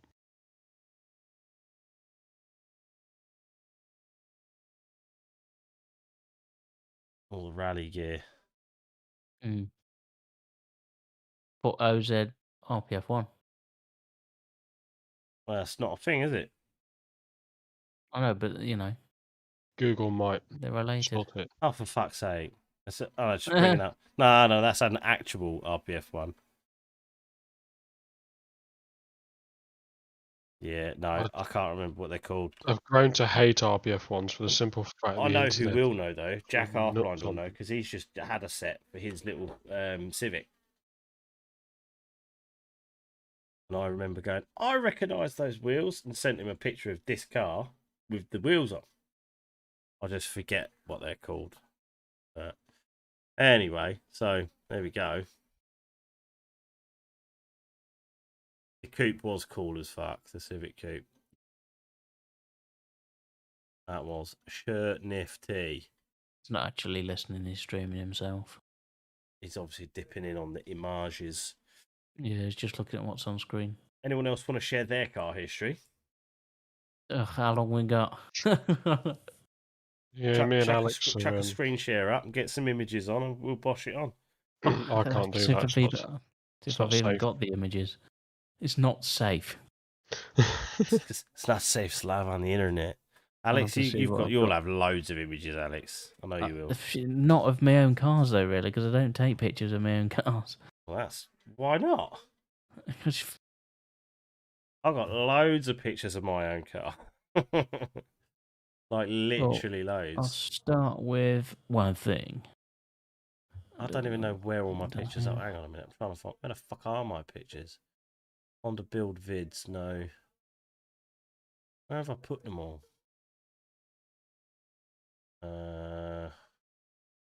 Pictures. Honda pics. Honda. There we go. I think they're literally an Oz F1. I thought they were as OZF1, but then when I put in OZF1, it come up with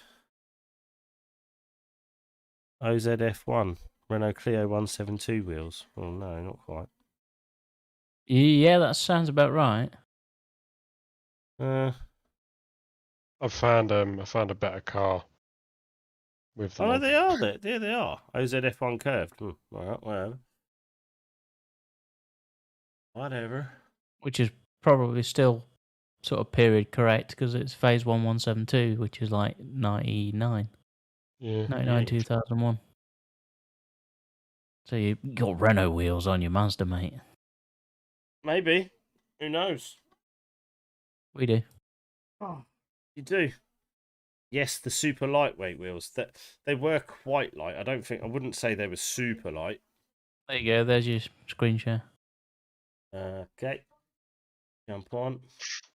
Wait. Got to set all this up. Got to set it up, mate. There we go with on, mate. With on popping out with on it. Popping out, mate. Right, Alex, I'm gonna let you take over because I've seen all your cars. I need a wee really badly. I don't know how many I can find. See how many you can get. I'm sure you've got a couple. The MB2 was pretty decent though. Speed holes. And all the speed holes. How many sumps did you get through on this car? But I didn't go through any. Just the one that was on it. Oh, that's pretty good then. Well, it was the towing eyes at the front of the bumper that were ground down. Yeah, there's no tone eyes left, was there? Not really, no. They were sort of halfway ground down. The chassis rails weren't too bad. Yeah.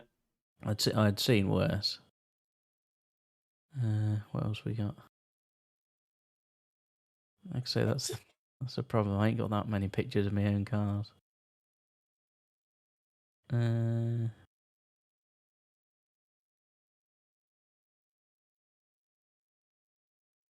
Post that said, "Guys, my bumper is come off. Message me so that people is interested can come fetch it." I'm like, "Oh, what sort of English is that?" Not English. So I accept and understand the rather sketchy typing. Right, definitely going to go for a piss and a fag. Alex is going to show us some pictures of his cars if he can find them. Yeah, I'm looking. Brock's going to roast his cars, quite likely, because that's what we do. I've got him on mute, so it doesn't matter. You've muted him. I've not muted him though. No, I'm joking. I'm not really. I've not muted him, but I'm going to mute myself and see if I can remember to unmute when I come back. I'll just ignore you.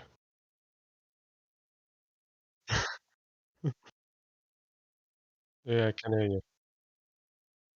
Yeah, we can hear you. Can hear you. I've muted my microphone so the TV don't start picking up in the mic when I'm not sat in front of it. Can't seem to find any of my car images. Right, 2 seconds, I'll be back.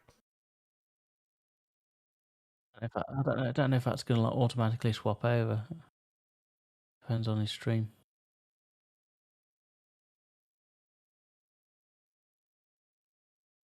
No, it's not. This is going to be awkward. So I'm going to have to change windows. Oh, that should come up. There you go. Oh, his chair's in the way. Nice one.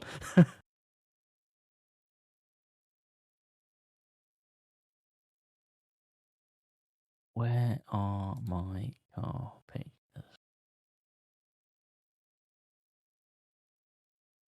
Oh, I found some. Shitbox.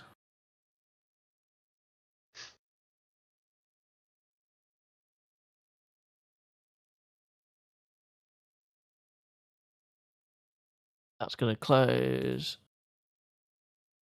No, it's not.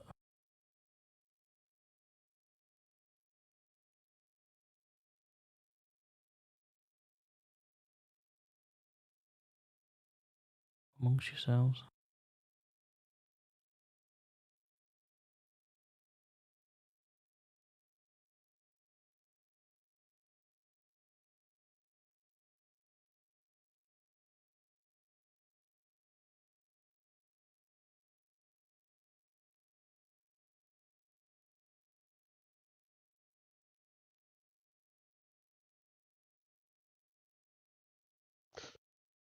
See, most of my images are not really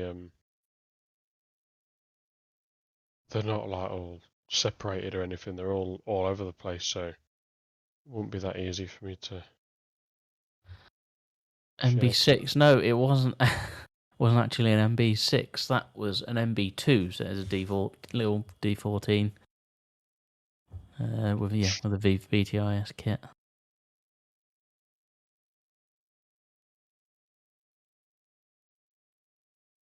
I had an MB6, didn't I? I paid 50 quid for. Yeah, boy. 200,000 miler, non-runner, but it worked about 20 minutes after owning it. Did it? Was that short? Was it? No, it were. It literally it took me 20 minutes to get it going. It was basically there was fuel in the water in the fuel rail.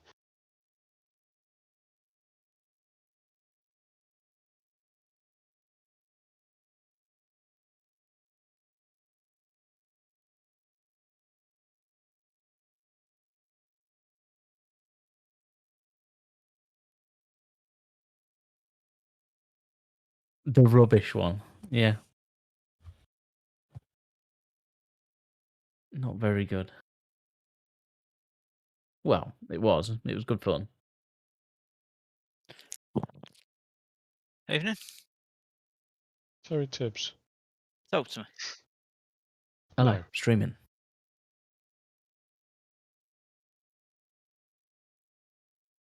What else can I find? Struggling to find any cars. Yeah, same. They're all other people's cars.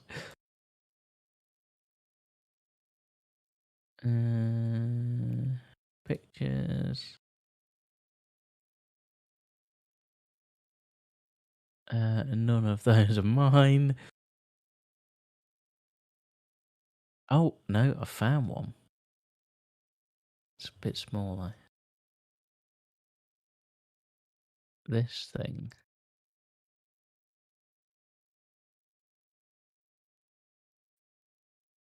Oh.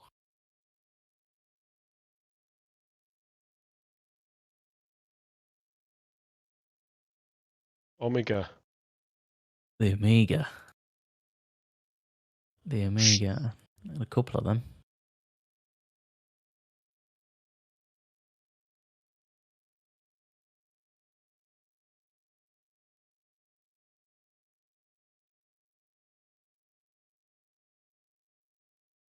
Which I must say I didn't mind. That one was okay. The other one I had was the BMW diesel engine. BMW diesel engine. I was going to say, when you said BMW, Yeah, I yeah. wasn't sure if you'd ever owned a BMW. Yeah, I've owned a BMW.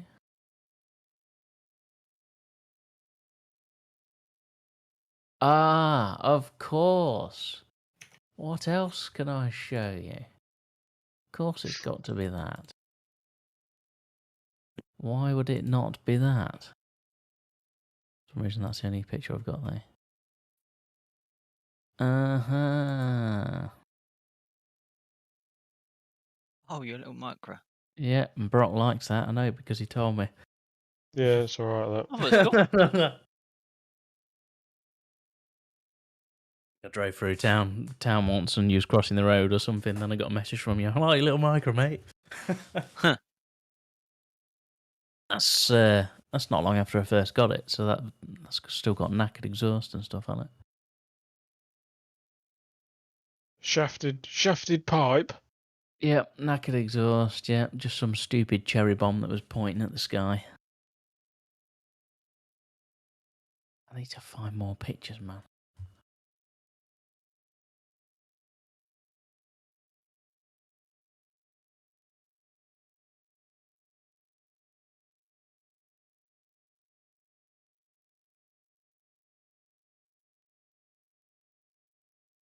Oi, oi. Oi, oi. Oi, oi. Oh, yeah. Captain's back on deck. Yeah, welcome, Terry Tibbs. Talk to me. How's it going, mate? Talk to me. We can hear you. Talk to me about a car. S2000. Honda car. Oh, lovely car. Lovely car. High revving, naturally aspirated. Beautiful. Beautiful Lively car. at the back. Beautiful car. Yeah, they are a bit lively. Good fun, though. Oh, mate, I'm about to get a wee top up. Bosh. Oh, I found some more. Hmm. There's cars that you probably don't even know I owned. I've not seen anything worthy of the thumbs of freedom yet, Alex. You need to show me something sweet so I can ping the freedom button.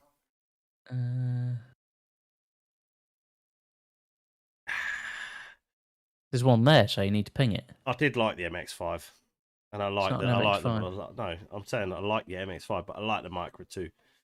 Okay, here we go. Thumbs of freedom. This side should be coming on any minute now. All right, press the button now. Should be coming on. I'm struggling to save Yeah, boy. images off my Google Oh, thing. look at that. Oh, Pretty much after I just got it. bosh. PLN, the Pullen. The Pullen. Pullen. Would you like me to spell? Huh? Le ne. Rubbish. Right. What we got here then? What else we got? Is Brock live as well? Hang on. No, he's not live. No, No. no, because my Your images are all over the shop, are they? You can Yeah. just drop a few into the Discord, mate. I can just bring them on screen. They don't need to be in any kind of an order. If you've got any lurkers in the chat who's watching, I owned. we'll send one photos of my old of- MB6 to the Discord. Go on, Alves. Diogo Alves. Where in the world are you from, my friend? You don't sound like you're Bet from you the did not UK. know this, Justin. But I send me don't the know. pictures. I'll bring them onto the screen for you, dude. 100%. Don't Possibly- even know if Brock knows this one. I was just about to say, oh no! Oh, Vauxhall Tigra. Yeah, I knew about that. Oh, mate. did Don't you have know the that, Puma as well, is it? I'm not had a Puma. Oh, no. the Oh. Puma I would accept because a that Fiesta was was a it, better mm. car than a Corsa, wasn't it? I think I Let's be saw honest. the Tigra once. I think I remember you having that Tigra. Yeah. I paid pennies for it. Pounds or pence? And I just Impressive. stuck an air filter on it. It's sounded Oh, is that fucking your old? mint. Is that your old CRX, Brock? Where? The red one that you shared. in No, the that's chat? them rims. I was trying to find what their rims Ah. were, and that was that. And you just that- happened to find them on a CRX. That's interesting. Yeah, I just happened to find them on a CRX. Oh, Mr. Diogo, Portugal, obrigado. I'm assuming you're my Hayabusa 80PT in Discord, man. Oh, it's a Rover Civic. On the straights. Hey up, mate. How many spokes you got on them wheels? You want some more? Missing some centre caps there, bro. I Missing some centre didn't get them. caps. Oh.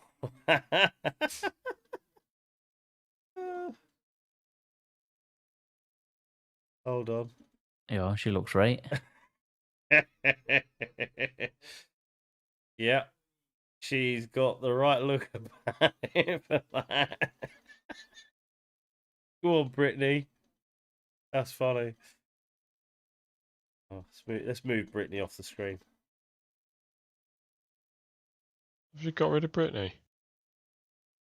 She made a brief appearance because you just shared a great gif of the perfect Oh, facial expression for the old ZR. I'll be honest, I love that car. That, with a K24 in it, would be sick. The little 5-door family hatch. That was diesel, that was. Yeah. 5-door There family we go. hatch with a big block K. That would be nuts, dude.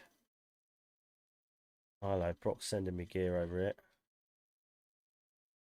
Ah, bosh. Here we go. Seal Clubber has entered the chat, boys. hold on. I'm not viewing any of that stuff yet. Hold on to mine until they're all sent. I've just boshed off the. Oh, mate, I need to move the screen around a little bit. Oh, here we go. Oh, fuck off. Yep, laters. Oh, he's ended his stream. I was going to bring you back, but I was just trying to sound resize like this. it. No, I'm trying to move it because of where I've got my chair on the bloody screen. I'm sitting on top of the cars, so I'm just trying to move them over a wee bit. There you go. Talk to me. Evo 10. Hold on. I'm still sieving pictures at the minute. I've got all sorts. Oh, all right. Well, should we come? We'll come back to yours then. We'll come back. Stay with old ALX for a bit. He's closed his stream, mate. He's fucking gone on strike. He got the arse. He's Doesn't like, he? "Oh, fuck you. Club has come on and he's mugged me off. Fucked off. Bomb. What does that Yeah, mean? I'll just DM you a load of. It. Vomit. Oh, I see some rotors. The Rona. Oh, MB6. Oh, I'm not going to keep reading them out. I'm waiting for Matey to send me some pictures of his general chit chat. Oh, here we go. There they go. B18C6. Well, if Alex, are you coming back online, Alex, on the stream? Trying to Or? find some more. All right, hang on. We'll do this for now then. Oh, mate, look at this. Mr. Alves. This is nice. Mate, what are those headlights? Brock, do you remember we saw those Stock. lights? Are they Hold on. stock? Yeah. I can't see. Well, no, it. he's got like a projector or something in there, but the mask, the black Yeah, mask. I think they're stock. aftermarket. Oh, yeah. Brock and I saw a pair of those on the MB6 The that was having a Dyno turbo days, yeah. conversion at Dyno Days, yeah. Yeah, man. Are they the fighters, the rotor wheels on that? That's nice. Is that silver or grey? It's hard to tell in that It's photo. silver. It's just a lighting. I'm sure of it. Is It's it nice like a looking dark? Is it car, that. quite a dark silver then? No, I'll not have to- really. This is nice, bro. I'll drop some in the chat, Justin. B18 Be easier. C6. C6. That's what he says. So It's where's- it'd be European spec, where- so it where's- might where's have he a from? might Yeah, have a that's right. different Portuguese market. Yeah, he's left-hand drive, Yeah. so same as a C4, same spec as a C4. Then I think. is it? That's really clean. Is this Diogo? Is this your current car, or is this one you had before? Oh, okay, so the lamps are standard, but he's put aftermarket projector assembly in the housing. It looks cool as that does.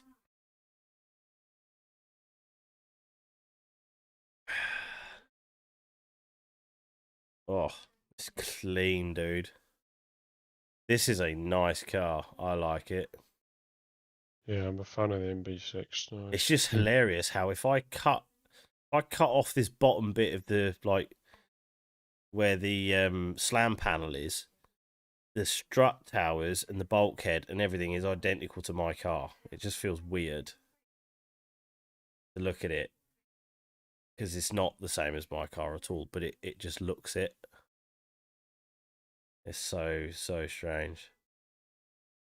No, not swap is swap. Oh right, so it's an engine swap. So what was the original chassis number? Was that an MB2 as well? Original chassis number. Might have started life same as yours, Alex. So it's a B18 swapped car. Not I sell the car. Ah, right. So he sold the car. Oh, mate, that's a shame. I bet you regret selling that car now, huh? Damn. Worth loads of money now. No, is it MB6 chassis? Okay, right. So the C6, what's that from? It's the same as a C4. Is it? Yeah. I've got to do the Googles. What the fuck is a B18 C6? Is the first doodah. I've seen a few people say JDM ITR motor now, but no, because that was a B18C, wasn't it? Yeah, C5. C5 was the Oh, R. hang on, Diogo. So the owner is saying ITR, but C5. C5's an R. JDM motor is a B18C with no number. That's what I know them as the B18C. We got the C4 here, didn't we? The 180. Yeah, but it was 167 still. It was rated at. Was it? I thought they were more than that. 168 now. That's what they were rated at, but they used to put out closer to 190. C4 was in VTI. Yes, yeah. That's what. So that's the MB6 chassis is a VTI. The chassis code MB6 is a VTI. Yeah, MB6 is a VTI. So, C4. So another one. Ah, hang on. European Integra Type R is a C6, according to somebody here. That was what I said. Is that what you said? Yes. Fair dues. Bang on the money. In the UK, at least, the only Integra we got was a Type R. Pretty sure C6. No, it's not. The trouble with forums, you see, it's not always correct information. Yes, chassis number is C4. Yeah. So we're on the right lines. So that was would have had a C4 in it originally, but you swapped it for the C6 for the extra 20 horsepower. Hey. Oh, hello. You had an A4, Alex. Mm-hmm. Wow. 120 valve Quattro. Yeah, got rid of it 'cause 120 friends valve, got those speaking to motors are wank. Hey. I need to find that video. That Big video is obnoxious blow off valve on it. Mm. Turbo noises. Wee. The E36 coupe. Oh, it's a tiny picture. Thank you. One for Alves. Look, this was Alex's MB2. Cool looking car. Just needed a bigger engine. That would have been sick with a C4 or a C6 or a C in it. 3 shades of grey. Yeah, it's similar to mine. It's not enormously noticeable, but close inspection you can see. Is that an IBAC sticker on your wing mirror, dude? One on each wing mirror, yeah. Matching pair. What year was this when you owned this car? How many years ago are we looking? Not that many. Oh, really? And you still had IBAC stickers on the mirrors? What? You still had the IBAC stickers on the mirrors? I thought that was like a bit of a early noughties gig. I have no idea. Well, anyways. So that was uploaded, that says 30th of January. Saturday, 30th of January 2021. What? Yeah, that's when you uploaded it, but that doesn't mean when you took the picture, does it?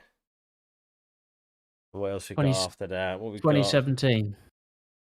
got? Oof. So 4 years ago, yeah, Rock. March 2017. About 4.5 years. Oh, cool. They just don't look right without the square jack plate on the back, though, these MX-5. British number plates ruin cars, full stop. They're so shit. They just look... I don't think it looks terrible. Oh, mate. Versus a JDM plate, I just don't think they're not Bosch-y. Oh, yeah, of course. I have my support wagon, as I called it. So there you go. Comparison. Oh. Stick that there. And then... Oh, yeah. Yeah, I just think the way... Like, the boot lid is different as well on mine. And mine's older. Mine's got a brake light in it. Yours hasn't. It has. You sure? Think. I don't see a brake light in your boot lid in this picture. Maybe it hasn't then. I thought it did. I've got the fog light. For whatever reason. To say it was a UK car. It's got an add-on fog light. Which is funny because you notice mine doesn't have that. Mm-hmm. The trick there is you wire the fog to the right driver's side reverse lamp and put a bright red bright red bulb in it. That was how we got round that for the MOT. How do I zoom out? Dang, bro. Why is it going in and out? I want to go in and out. I just want to go normal. 100%. Let's mug that off. That up. What else you got there? It's in the little... Did you put this picture on of the different picture you found? That's one of the coolest looking, wagon. I think. What, the Micra? Is that what you called it? The support wagon? No, the most recent picture. Oh, the Ovlov. That splitter's pretty close to the floor there on that Micra. Full granddad spec on the Volvo. Yeah, I paid 80 quid for those wheels. What's that, a V40? V40, yeah. 2 litre. Diesel? Nope. Oh, not a dirt. It unfortunately wasn't a T4, though. Ah. Oh, hold on. We've got a picture of these same thing on some flash rims. I recognise that spot. Is that the spot? Is that the spot? Mm-hmm. Yep. That's God knows what those rims are. I think I paid 40 quid for them. Yeah. Well, she had an E36 Bimmer. Jamie takes photos. Yes, he does, clearly. And he puts his name on them, too. Big up, Jamie. So that had both front indicators being held in by tape. I can see that. Oh, dear. Because they're crap. The wings look like they've been bashed in, dude. That one is. Yeah, oh. I had a car reverse. Let me ask you one question, though. Let me ask you one question. What? Did you do the skids? Yes. You did many skids in this? As many as I could. I was a little jealous that you did skids because my MX-5 barely had enough poke to do skids unless it was raining. And some MV1 18-inch wheels for, like, normal. and then Oh. they were my little 15-inch skiddy boys. And then we got. Oh, hello. Why you keep going up there? I left a 15-inch skiddy boy in my pan earlier. A whole 15-incher.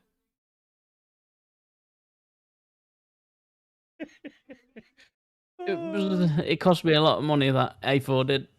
In repairs. In repairs, I was fucking throwing £400 or £500 a month at it, trying to sort it out. I see you're on winter tyres there. Was she a Quattro? Yeah, it's Quattro, yeah. Was it actually good in a corner in the shit weather, though? Or was it actually... Didn't really try, to be honest, I don't think. Too slow to make I've a driven engine. some Quattros and they never just felt like a fucking understeery boat. Mm.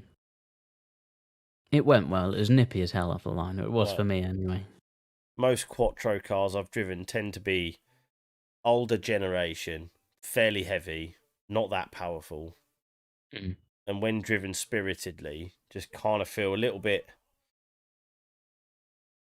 meh. Just big, soft, floaty barges with not enough power to actually make real use of the Quattro system they've been given. I don't know if it had anything in terms of intake on it. It had a big, stupid, obnoxious blow-off valve that you could hear down the end of the street. Had a Miltech catback and it had a map on it. Nice. And they are supposedly Lamborghini Gallardo rep wheels. I can see the design. Yeah. Oh, hello, Brock. You've put cars in here with not enough wheels on, mate. Oh. There's things in here with only two fucking wheels. What's that about? 2 rims. Yeah. No bueno. We don't like the 2 rims, mate. It's all about the doubles, isn't it? Right, what we got here then? Right, Seal Clubber has entered the chat for a second time. Let's go through the list. What we got on the go here? Oh, mate, that was high-res images, bro. Fuck. Are they? Oh. So that's S60R, is it? Yeah, that was after And an I Evo owned 10. it. Is that when your dad's got it? Yeah, that was when my dad owned it. So essentially, I think I bought that car in 2011. I bought that. Paid $5.5 for it from a dealer. They delivered it 150 miles across to Blackpool where I was working. Oh, is Oh, it? actually, no, I paid $6 for it. Sorry, but that had done 42,000 miles Nice. for $6. You try and find someone's one. had to go smashing the bumper in on the front. It's got a little bit of a graze there, but can't see Yeah, it. Can't see it. Oh. Yeah, there's a little bit of a story behind that. Me and Carl were playing in the snow. The bumper that's actually on that there is not the R bumper. That's a T5 bumper. Where the picture on the screen. That's a T5 bumper that's on it in that particular picture because me and Carl hit a big snowdrift at X mile an hour, and As you do. Smashed the front end of the car in quite badly. Shit. But yeah, I paid $6 for that car. Drove it for probably 2 years. Had intermittent issues with it just misfiring because I tuned it, put an exhaust on it, intake downpipe, a few bits and bobs. A proper wolf in sheep's clothing, the S60. Yeah, it never. Comfortable always, whip.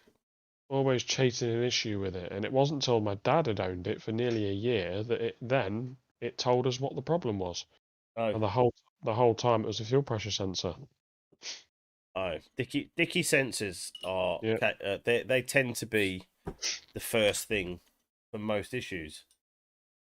Right. But that was sensors, mate. That was probably around 360 horse-ish, there or thereabout, when it would work properly. Not shy for a dirty great barge, really. No, I mean, it would have no issues with going off the clock. No issues with going off the clock. Yeah. Quite a slippery car as well, for what they are. Yeah, that's probably one of the reasons they are so quick once they're moving. Me and Carlos actually had this discussion the other day because we was talking about my car's 0 to 60 time, because I did that video, didn't I, on Instagram the other day. See if I can find it. I don't know if it will still come up because it's old now. Will it come up or not?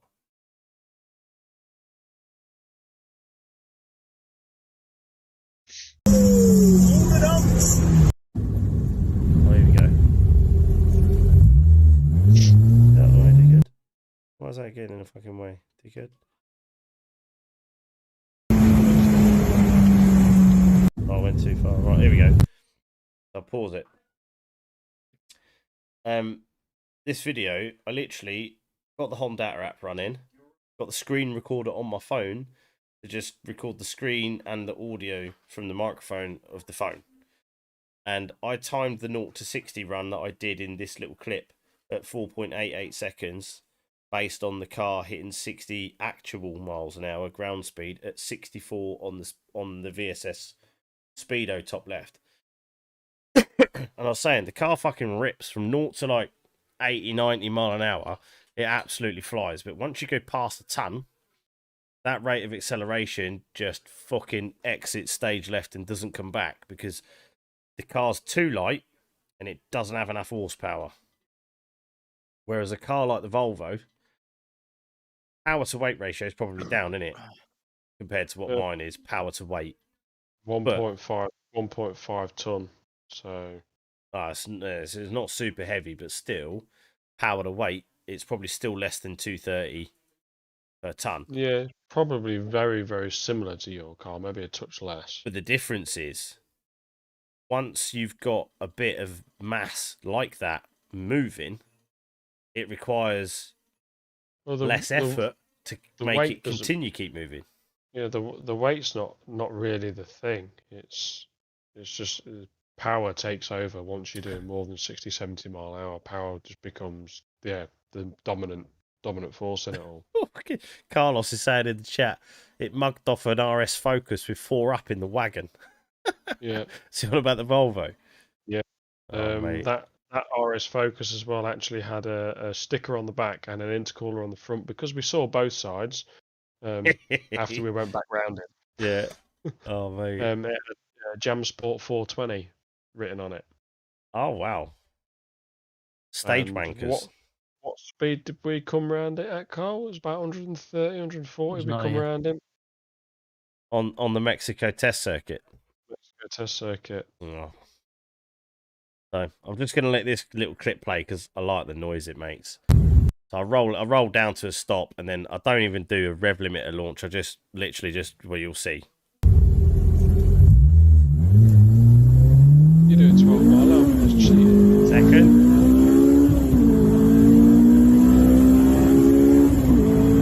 DMO shifted that 3 to 4. But see, once you get after a ton, rate of acceleration just vanishes, mate. Fuck off, mate. Too noisy. Yeah, it just absolutely vanishes after a ton. Because I just think it doesn't have the sheer grunt there. Now, this Evo, different beans, isn't it?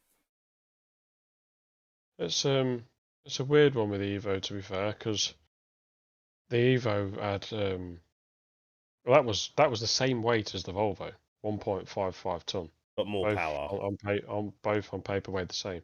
But I would say once you're in fourth gear, that Volvo was faster than the Evo.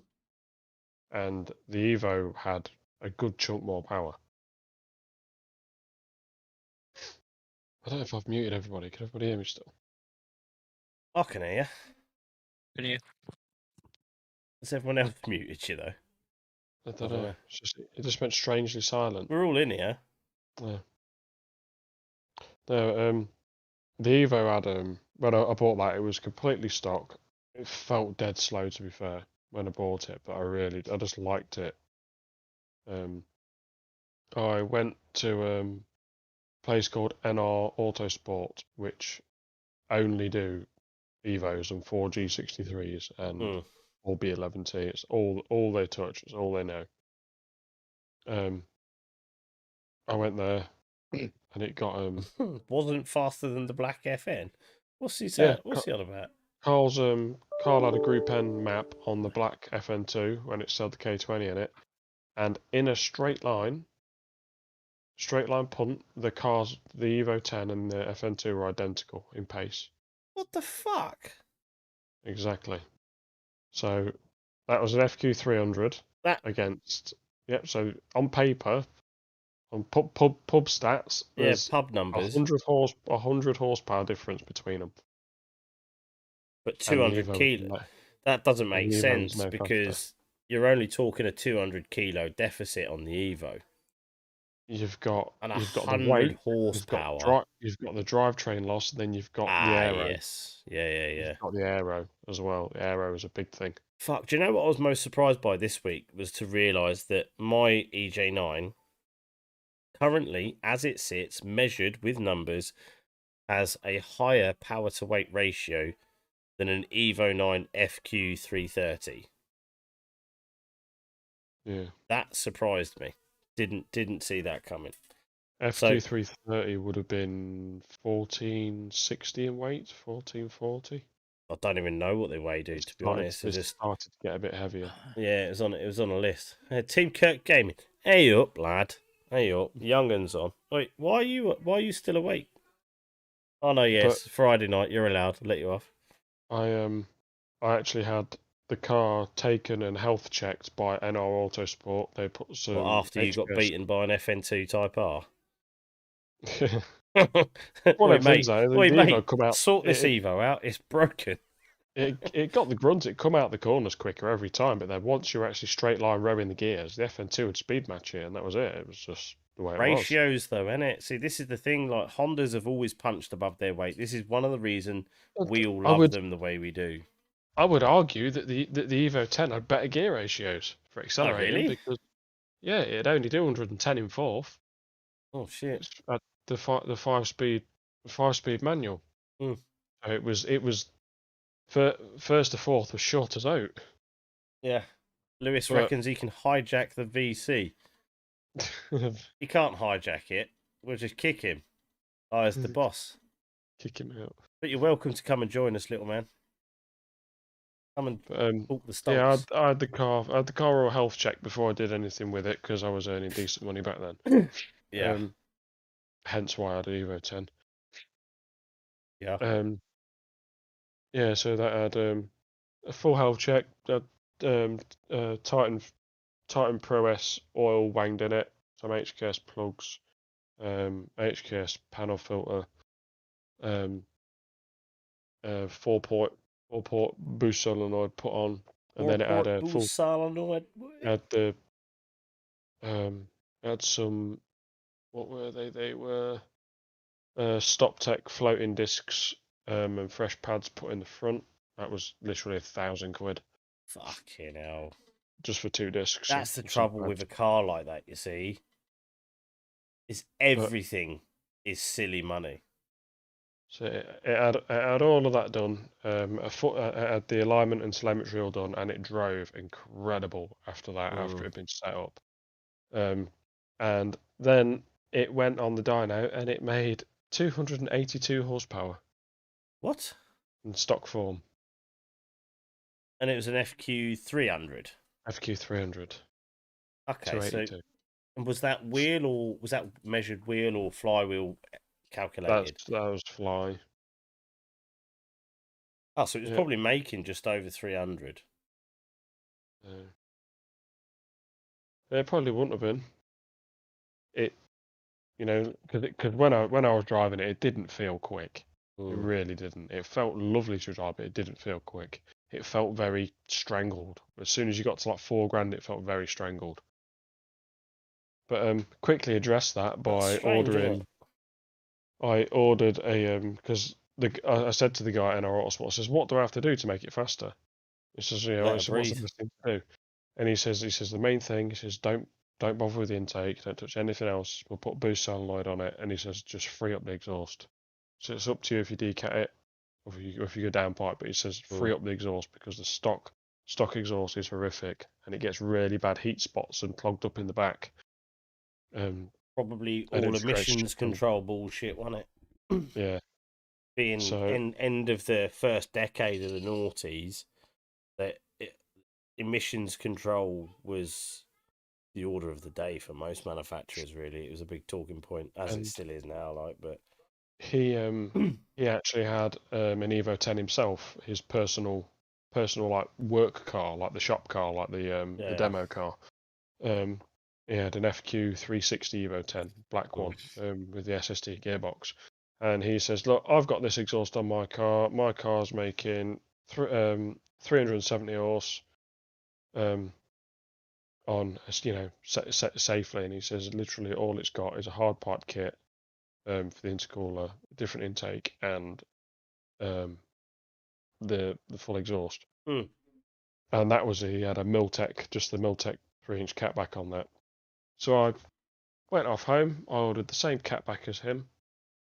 It turned up from Miltech when I got back from work, and I opened the box, and the decat that come with it didn't fit the catback. excellent. And then I looked at a lot of the quality and Like eBay workmanship. parts. Yeah, I looked at the workmanship and stuff from the exhaust, from Miltech, and I was just like, you know what, I'm pissed off for this. This part don't fit. I'm booked in literally a couple of days to get this work done on the car, and this is probably not going to work. So I sent it all back, and I think it was like 800 quid worth of gear I just sent back. Because didn't you end up with a fucking full blown titanium system for it? Yeah, I then thought, fuck it, I'll double my budget.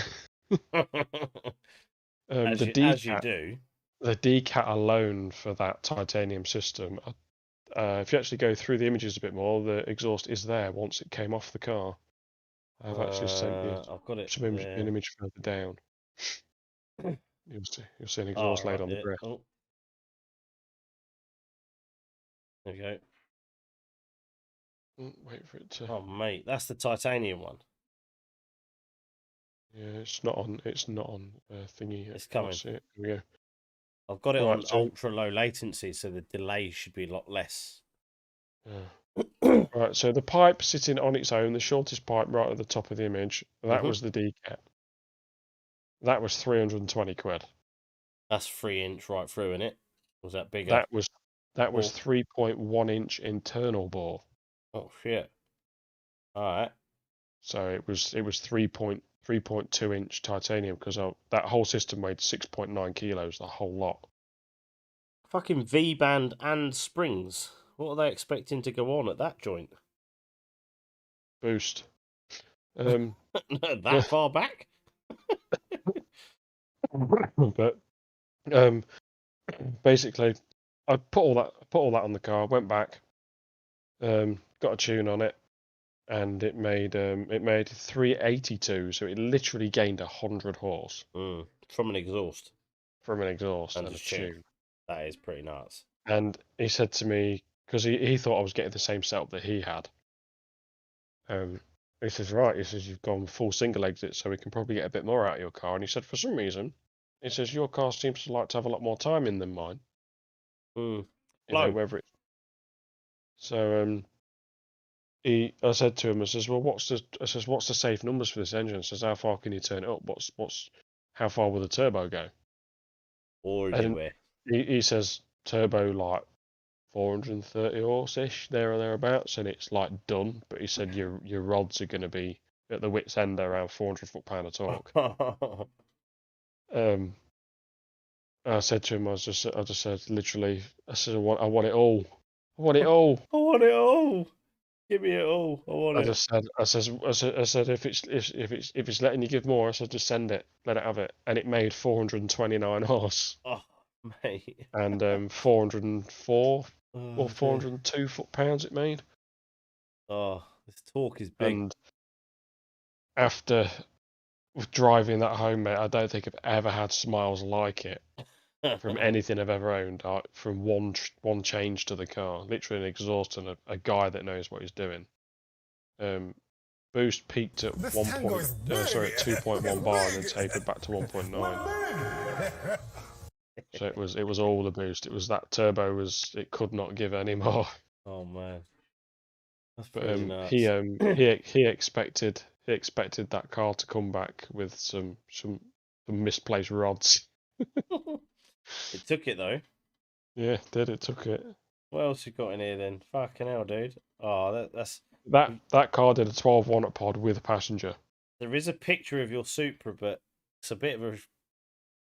It's Yeah, not a very good picture of the Supra. I don't really have many pictures of the Supra, to be fair.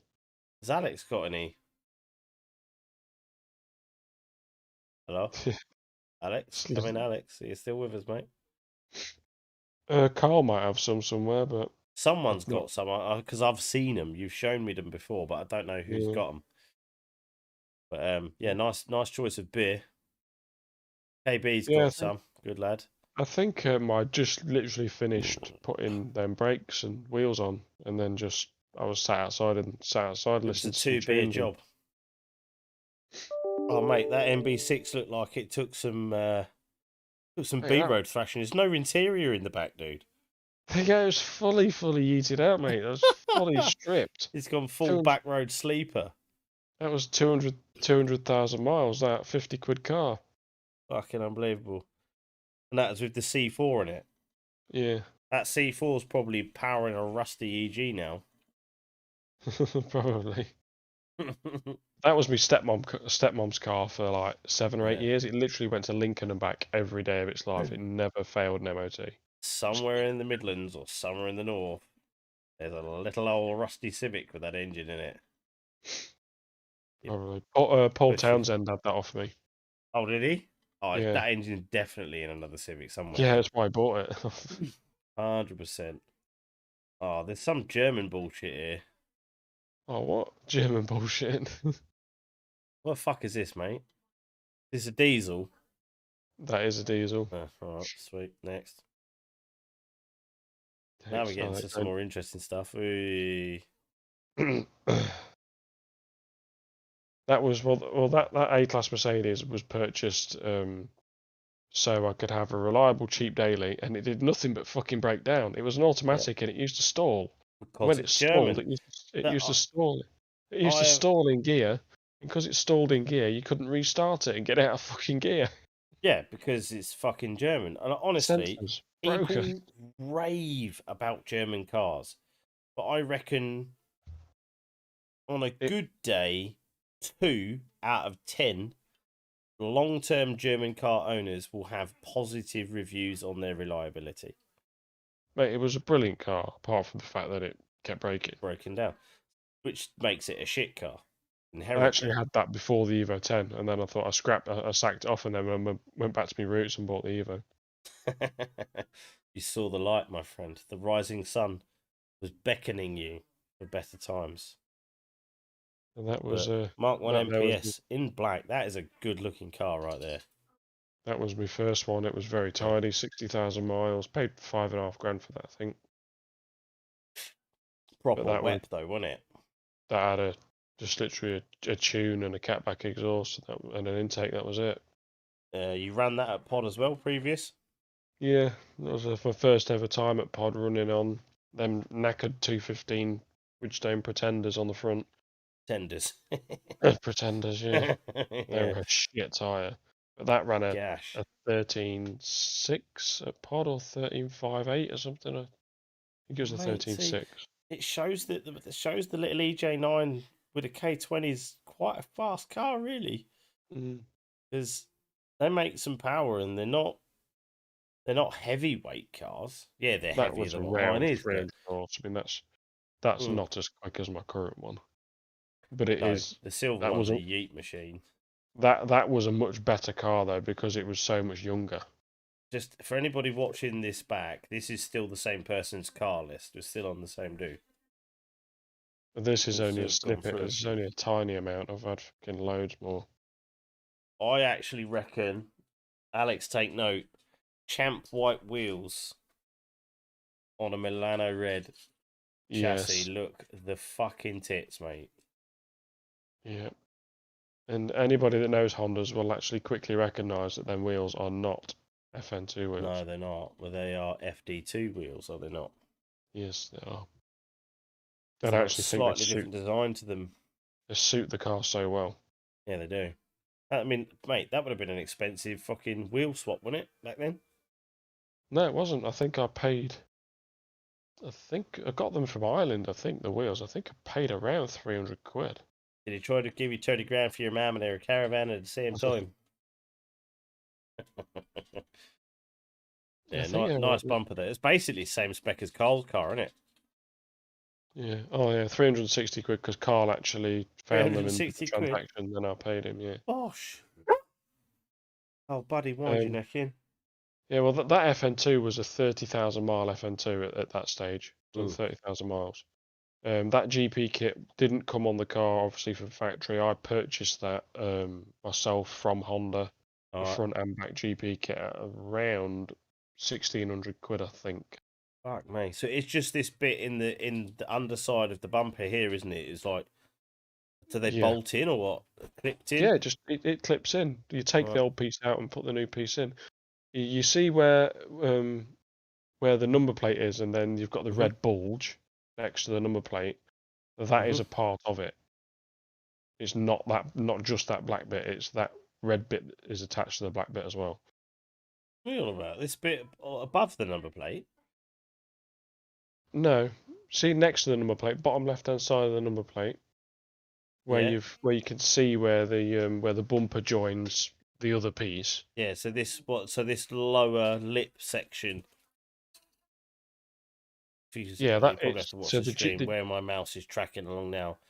Yeah, that bit is attached to the black bit, whereas a lot of people think that the GP kit is literally just that black piece in the front. No, gotcha. It's not.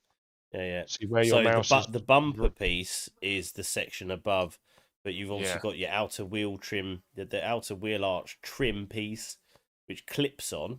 That joins to this section here, which is then basically all that section. It's a complete front valance, isn't it? Effectively. Yeah. So it's nice. It's interchangeable. Nice. And the rear is a similar. Yeah. They do look good. That's definitely the best looking bumper set. That or the Mugen, really.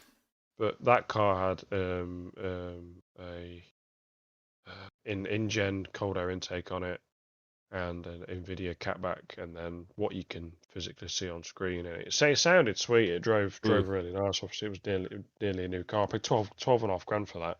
Fucking hell. Going back in the day, that's like FK2 money from a couple of years ago. 12.5 grand for it.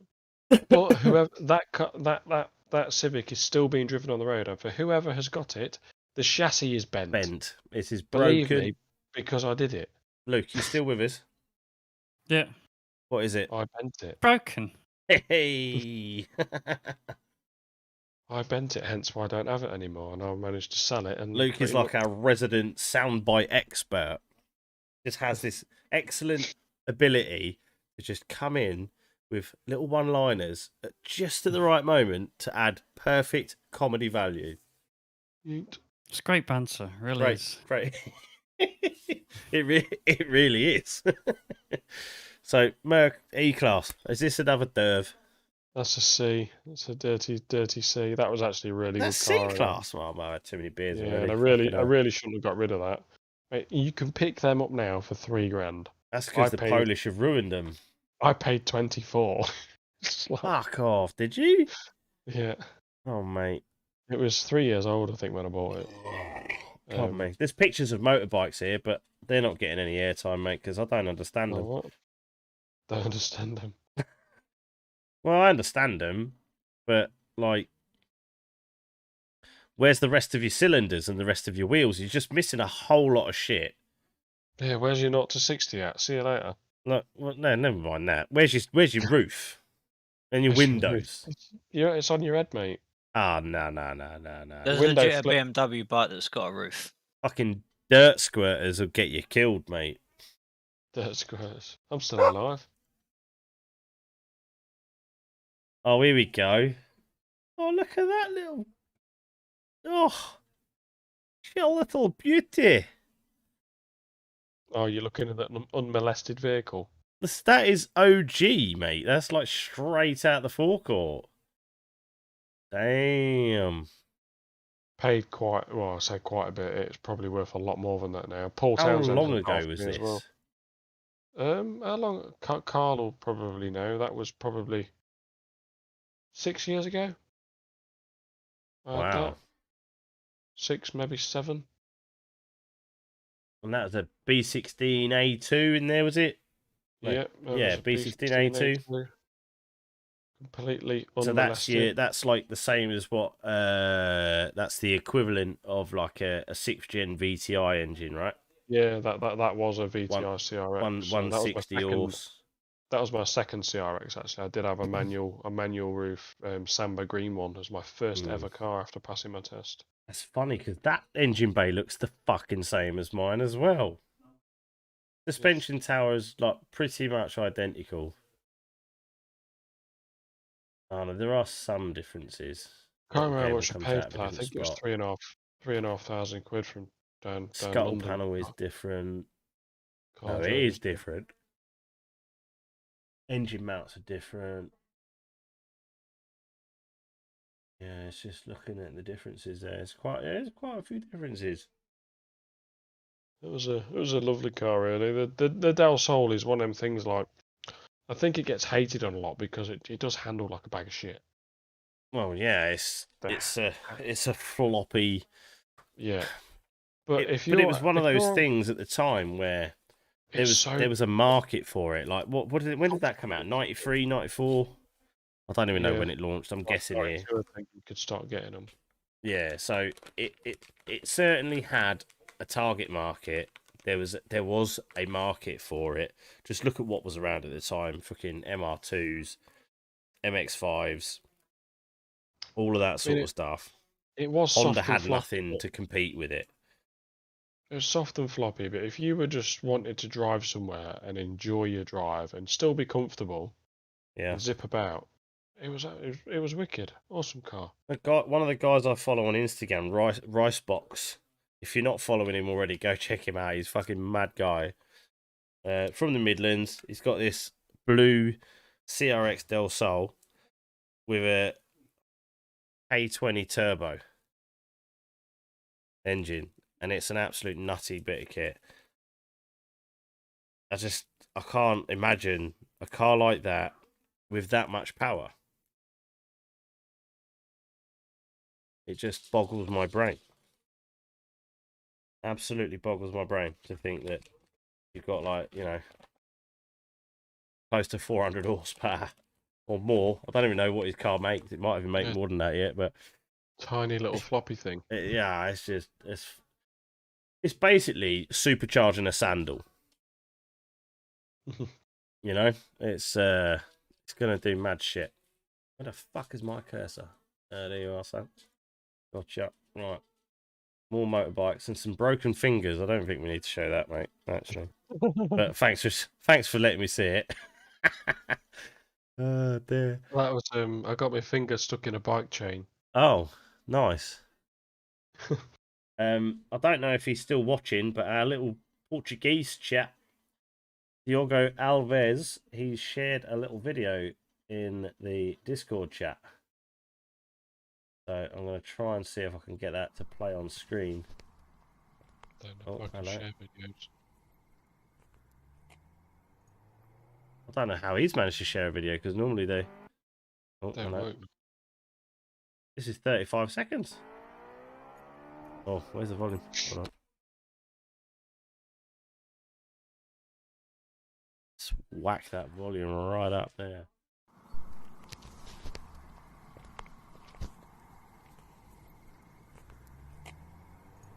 Wait for the donk.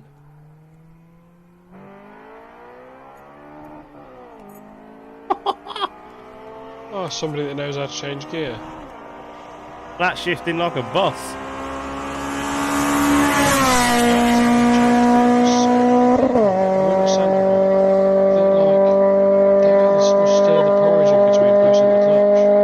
Oh, mate. Birmingham Outlaws, get you some of that. Mate, that is awesome. Shifting, he can change gear, finally. Mate, did you hear the VTEC donk, though? You said, that was sick. B-Series. annihilate your ears. Yeah. With donk. Oh, cool story. Alex has a cool story regarding the FN2 noises on Horizon 5. If he's still here. Oi, dickhead, shut your pie hole. Yeah, that's what I thought. No, shush.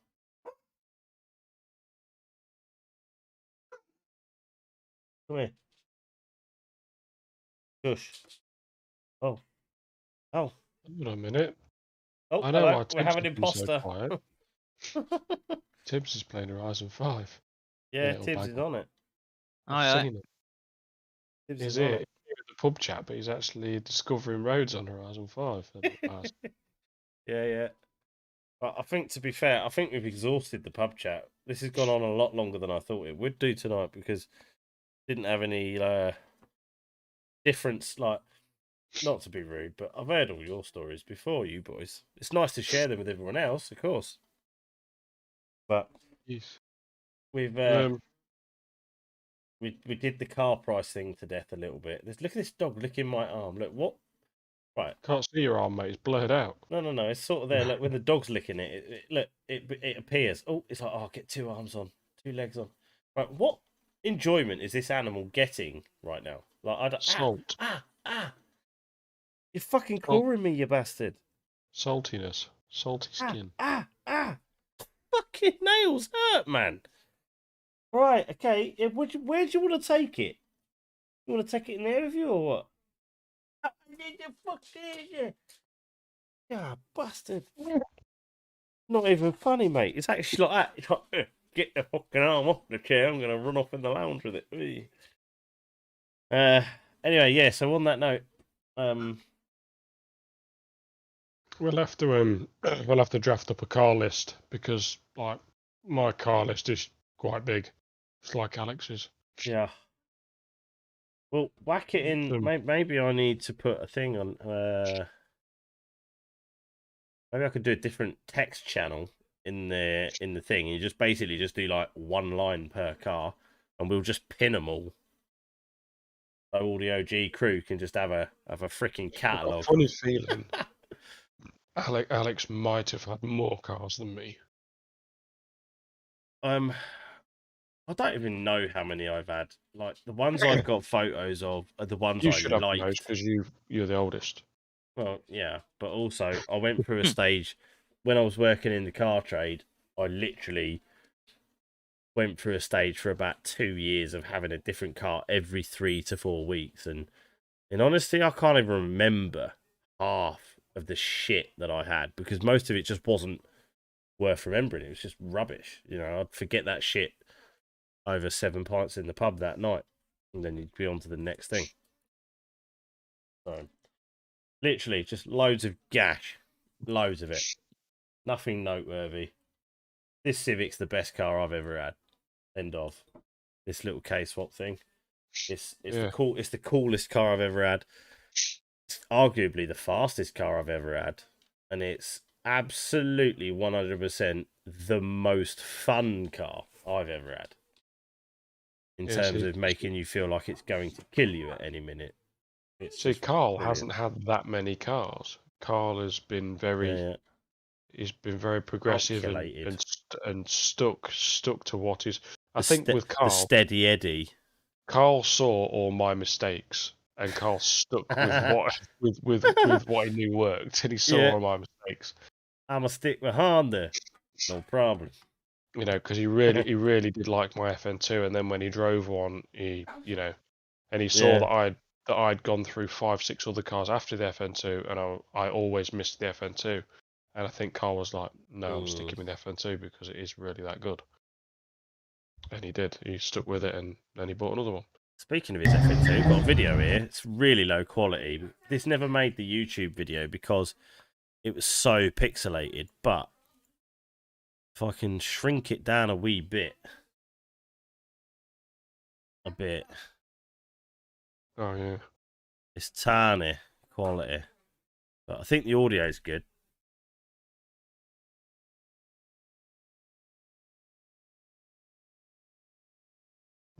Yeah, now, mate. I've got so many fucking pages. I've done a Carlos. I've got about 100 pages open. There we go. Yeah, why is How my much? computer slow? Oh, it's not. I've just got a load of the windows open. Oh, tuna. Still Dre. There we go. LS58.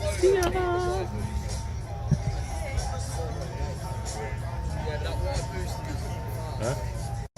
I've got to skip the video bit because I'm probably going to get copyrighted. There we go.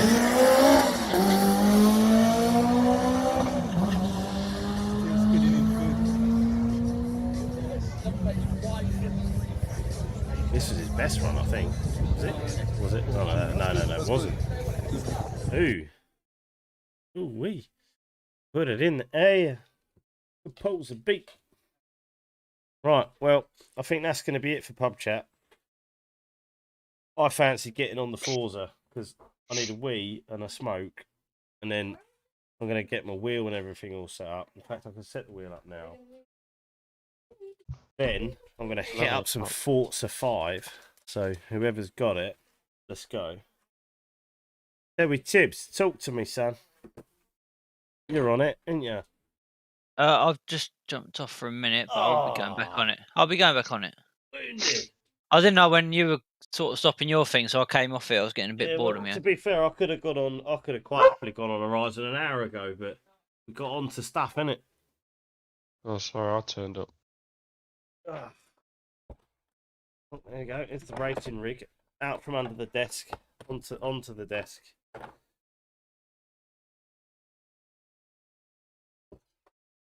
Yeah, you go bed. I'm getting up. Wait, what are you doing, son?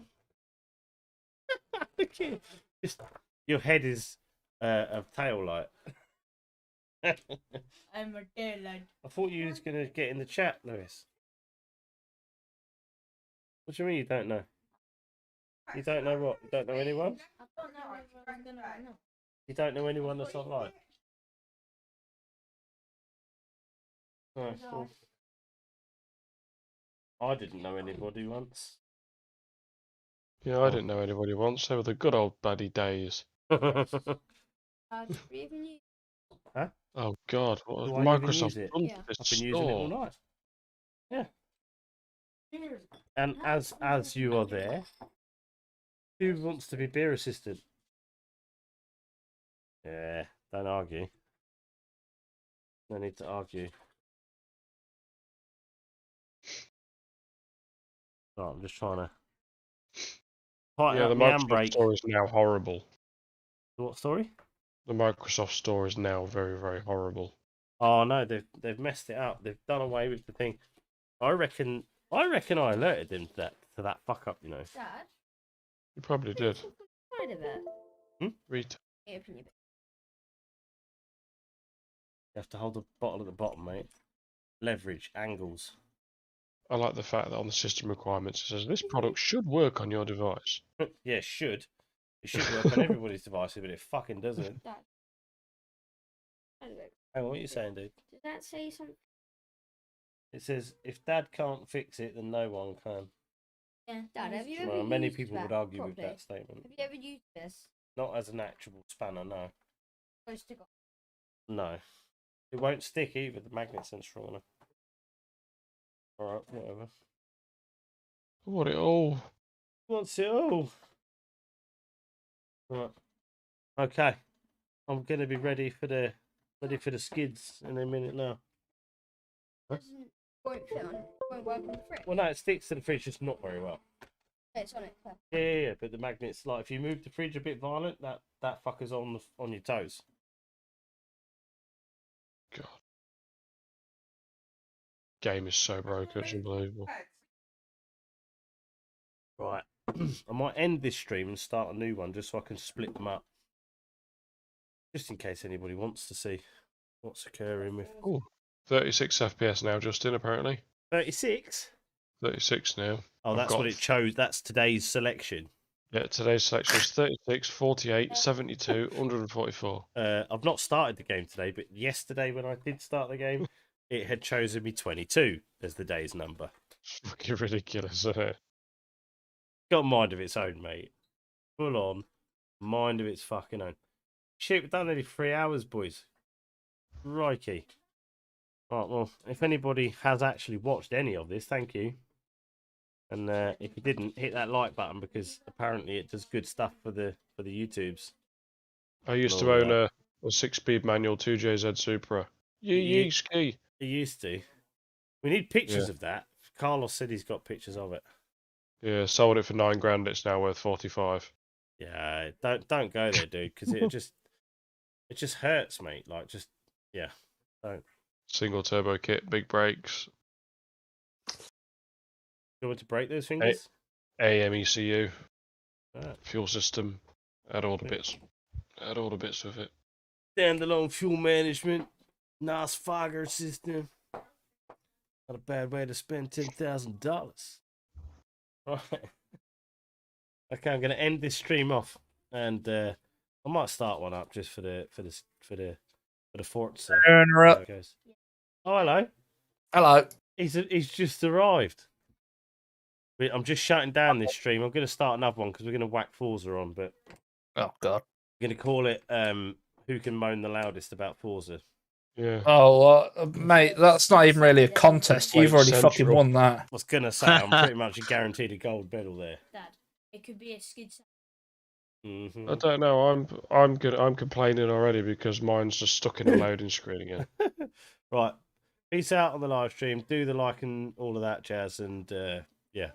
Oh, you start Right, sounding like subscribe, Annie from give yourself a Dino tickle days. before you go Mate, but sleep. like, look, if it's been a little bit low, been a bit light on interaction tonight. It's just this whole pub chat thing is kind of dependent on like getting fresh people in a little bit because it gives us all because like we've all discussed all of our cars so much like the internet don't know about it, so it's been cool to hear about Alex's cars and some of Brock's old cars.